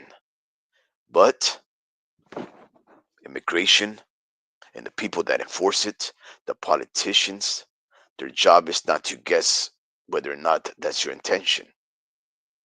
Their job is to enforce the law. President Donald J. Trump was inaugurated today on my hero's birthday, Martin Luther King Jr., a hero of mine. Martin Luther King had a dream that all men were created equal. Hopefully, one day we'll see that. And hopefully, Donald J. Trump can help realize the dream of peace and unity and respect for our fellow brothers and sisters, right? But I would not cross my fingers and pray on that because these politicians have betrayed us time and time again. Pray to God, embrace your mother and father, hold your child's hand, tell them you love them, tell them it'll be all right. But learn to defend yourself, learn to work hard, rely on your own, because we don't know what the future portends. And ladies and gentlemen, let's try to make America great again, whatever that looks like. But please don't think the solution is to hate your fellow human being. Just be law abiding, keep your nose clean, and wish for the best. Dream, do you have any last words? I'm scared. I'm just Yeah, kidding. I'm just kidding. But yeah, it's cool. That's why I came here same. for all the shenanigans, you know. But yeah, man, it's cool. Um, I think there's not gonna be there's gonna be a recession, but not too big. you know. But we'll see what's up, man. I'm just, you know, seeing what Jose Chavez said. But What did he say? he said, "Bro, Trump will bring a big recession. Better save your money. Trump didn't put his hand on the Bible. He's a liar." Well, That is I don't. true. He didn't put the sand in the Bible. I actually addressed it, Jose. I addressed it in the beginning of the show. I said the reason for why that may be, and he's not the only president elect that has not put their hand in the Bible. And most famously, John F. Kennedy, if I'm not mistaken, because he was a Catholic, he actually put his hand on a Catholic prayer book, right?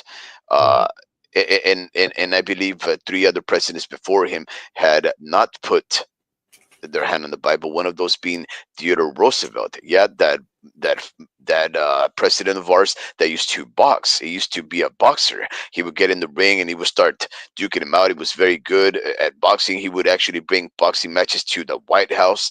That Oh guy, what? if I'm not mistaken, yeah, he was a tough dude. But he's also the guy that had to do everything with the Panama Canal. He went over there to Panama and he divided Panama from I think it was Costa Rica or Venezuela.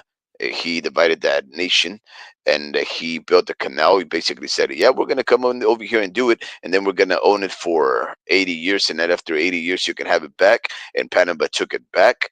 We gave up the Panama Canal to them after the forfeiture, after that contract expired. And then, of course, Trump wants it back. He says we should never have given it back because we're the ones who actually built the Panama Canal. Yeah, but you also almost deposed their elected leader. You showed up over there and you threatened him and you said, if you don't do it, we'll kill you, right?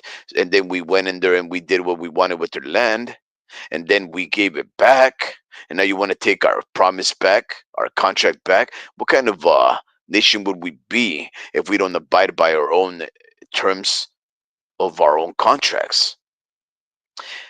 But the only reason why he wants it back is because Panama has decided to lease it to our sworn enemies, the Chinese. But again, that is all capitalism. It's market. The Chinese paid the most money for it to access their own ships to cross through that small strait, and that's capitalism. That's what America was founded on. So I don't see why Trump would want to get involved. We talked about it all in the beginning, Jose. So if you want to catch it, yeah, I go on a rant, and I became very passionate, unfortunately. But I still hope that President Donald J. Trump, even if he didn't put his hand on the Bible, and he may be a liar, I hope that he still finds a way to protect our country, get us out of this very hard financial times that we're living in right now, get us out of these socialist, communist elements that are attacking us from within, corrupting our youth, making our children think they're boys when they're girls and girls when they're boys, right? Cutting off the breasts of women to make them into men, working on identity politics, dividing us on race and color, and poverty and wealth, right? Burning down our country, starving us of water, not helping our devastated and affected fellow Americans in North Carolina, Tennessee, and Mississippi that have been inundated and flooded. Hopefully, President Donald J. Trump has a plan to help our fellow Americans and to make our country get great again. But again, Dream, every 4 years we hope the same thing, and every 4 years we are disillusioned and betrayed. I don't know, Dream. I don't think politics is gonna do it, man. We have to stick together as family.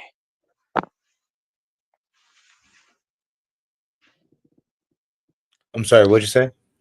Roberto Duran is the goat from Panama. Yeah, Manos de Pedra Duran was, poof, man, that guy's scary, bro. That guy's scary. Let me ask you something, Dream. Fantasy Hey, fight. man, I got Roberto you. Manos de Pedra Duran and Edwin Valero. Who would have won? Oh, Roberto Duran. He was bigger. He was a way bigger dude. Uh, But they didn't fight at lightweight. yeah, yeah. But Valero was just he got caught a lot, but Yeah, that would have been a good fight. Panama versus Val as well, right? Yeah, Or yeah, but yeah, Valenzuela. yeah. So wait, let me ask you something. Edwin Valero versus Manny Pacquiao. You know, before he died, that was the fight that was planned. Who would have won that one? No, Pacquiao still. Really? Okay. You know, Yeah. Edwin Valero almost had like 100% knockout rate, right? Yeah, but he was too wild. He was way too wild. Um, So but was Pacquiao. no, no, he was actually economical with his movement, you know, and he was actually high volume guy, in and out, just a unique fighter, you know, once in a generational fighter. And Valero kind of did the same thing that a lot of great fighters did, not taking anything away from him, but he did it. He did. There was a blueprint for the way Valero, or what's his name again? Edwin Valero, right? Edwin Valero, yeah. Yeah. So I seen highlights of him and fights actually, um, like full fights, and he was good, bro. It's Shit. just Yeah. he was good. Um, and I heard stories about like Mikey Garcia sparring him and stuff like that. So, you know, but I also heard that he gets caught a lot, you know. But and Roberto Duran got caught as well. It's just um yeah, you just never know. Honestly, you just never know because usually if you've always had mental issues, that would have shown out in the ring eventually, you know? Yeah. Like unfortunately, you know, like just I think um yeah, I just think you had to boxing requires you to be um I realize the dudes that do it the longest are actually like the happiest, you know? Like the dudes that do it the longest. Like dudes like Linares, like they seem like they enjoy it, you know? I know from the outside looking in they seem like they enjoy it, but they probably there is a lot of BS, but um I don't know. I just feel like dudes need to figure it out in their head, you know, Yeah. before it shows out, you know, and before it exposes you, you know. But unfortunately, that was a sad story. I gotta watch the Yeah. documentary. Yeah. Yeah. That's true. You know, let's send this on a lighter note. Can I make you laugh? Yeah. Okay. Shakur Stevens had a face off with Keyshawn Davis. Oh my God. You saw that, right? Wait, say it again. Keyshawn Davis and Shakur Stevens had a face off.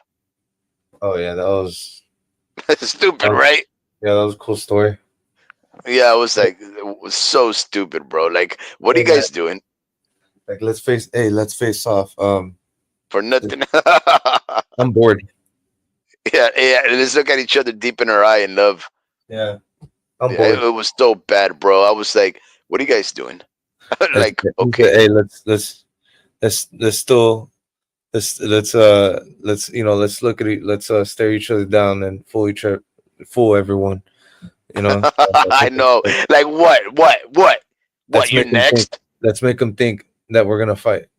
Let's Yeah, do it. let's make him think. Hey, they're blood brothers, though. Yeah.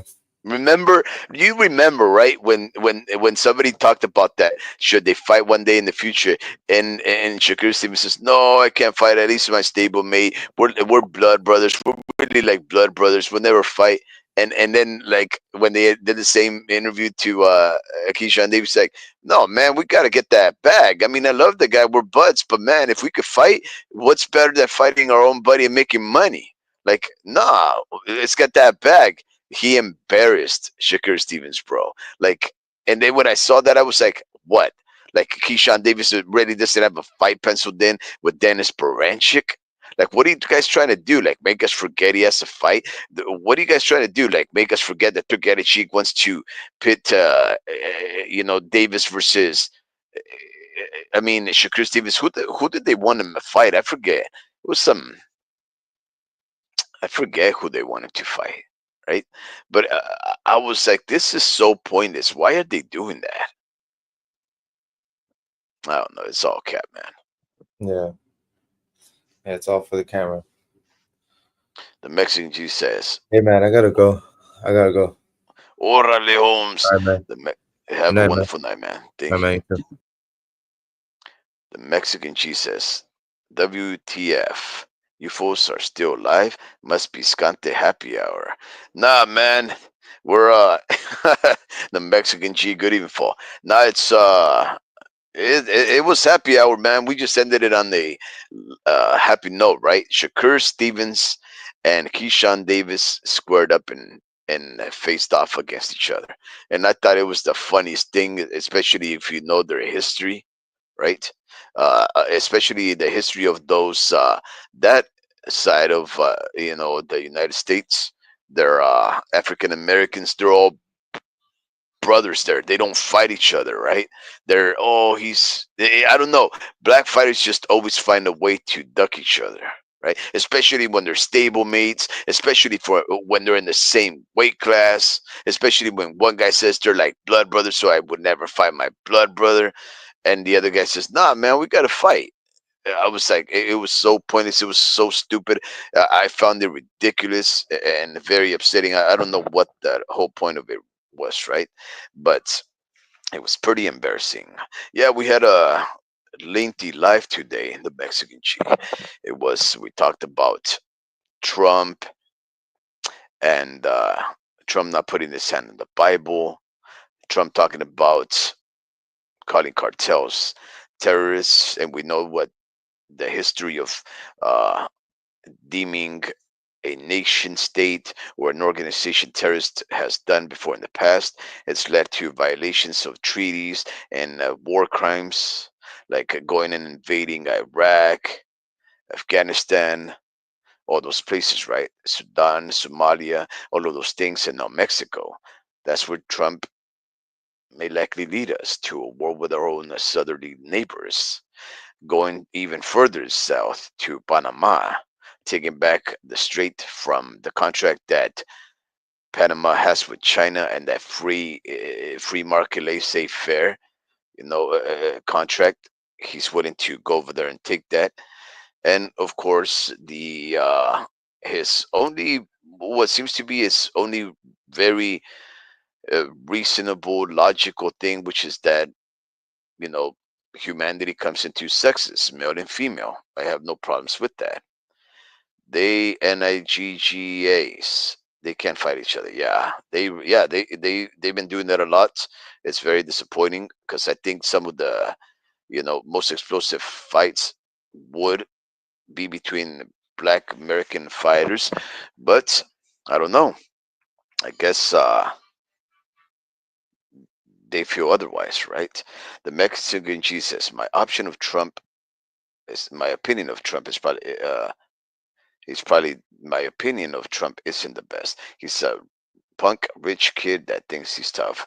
Yeah. Well, everybody's tough when they're politicians and they make other people fight their wars, right? So yeah, I agree. Um, he's a rich kid, definitely. Uh, he's probably not. Well, it depends, right? I think he ended up fighting like Hulk Hogan or Andre the Giant, and I think he did he take a punch from Mayweather? No, no, no. He didn't take a punch. Andre the Giant took a punch. Yeah, so maybe he isn't tough, but he sure talks a big one. And for most people, that's all it takes. I mean, we know the sport of boxing, right? A lot of these boxers talk a big one, and we fall for it. Brian Garcia talks a big one. Devin Haney talks a big one. Shakur Stevens talks a big one. Canelo Alvarez talks a big one, and it just never live up. They all talk a big one and it never go over there. David Benavides wants that smoke, Canelo won't give it to him. Right? It's how it is. They talk big and then it's just never come through with it. And the Mexican cheese says, "Good news. I might have a new job coming up." Really? That's great, man. I'm also in I'm also in the same boat. That's awesome. It's been like about 2.5 months for you, right? The Mexican. It's been a little while that you walked out from your job because you were underappreciated and underpaid, and you said, "Nah, I need better than this." I absolutely cheered you on, and I hope you have a new job opportunity that will come your way. It says it's been a rough few months searching for work. I was starting to feel hopeless, but thank the Lord, something might have finally came up. Amen. Thank the Lord. In my case, I would say thank the Virgencita de Guadalupe, who's, you know, as beautiful as my wife, right? And of course, Jesus, Jesus, and God Almighty Jah. Absolutely. Cross your fingers, hope for the best, but walk in there with confidence, with your head held high, and know that you're the right person for the right job at this moment. And that no one will do a better job than you. All they have to do is give you an opportunity and you will prove it. Tell them that, and you should be all right. The Mexican Chi. Yeah,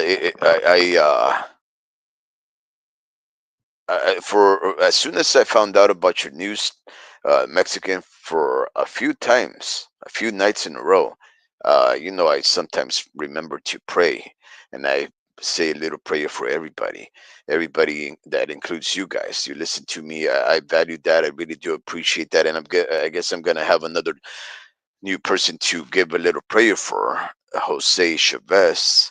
But I always say a little prayer for everybody, my loved ones, my neighbors, the people that are suffering, the world at large.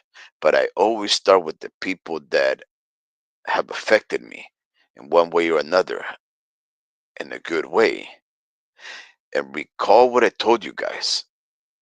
If it wasn't for you guys, I wouldn't be doing this. And I really love to do this now. I really love to hang out with you guys, talk boxing, talk world affairs and politics and hope and love and your ups and downs in mine. In fact, today's live, I was going to talk about a near tragedy that occurred right in front of, just down the street, really, from my parents' home. One of our neighbors got shot. We were going to talk about that. And we were going to talk about so many other cynical, pessimistic things going on in the world. But today is the birthday of one of my favorite individuals of all time, Martin Luther King. So I wanted to come over here and talk about politics, the reality of the world, but about making our world a better place. And it starts with you and I.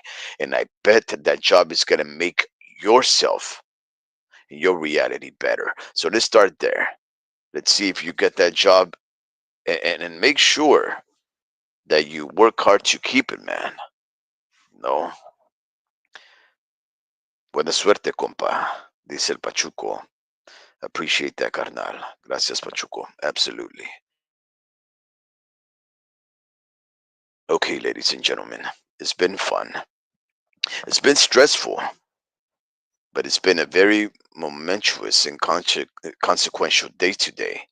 We have a new president that he may or may not live up to the hype. He didn't live up to the hype before.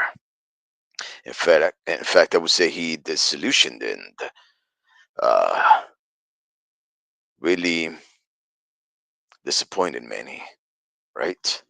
But tomorrow will be a better day. I love you all. I wish you the best. Live long and prosper. But till then, I hope you are well of health and sane of mind. I bid you adieu. Engage.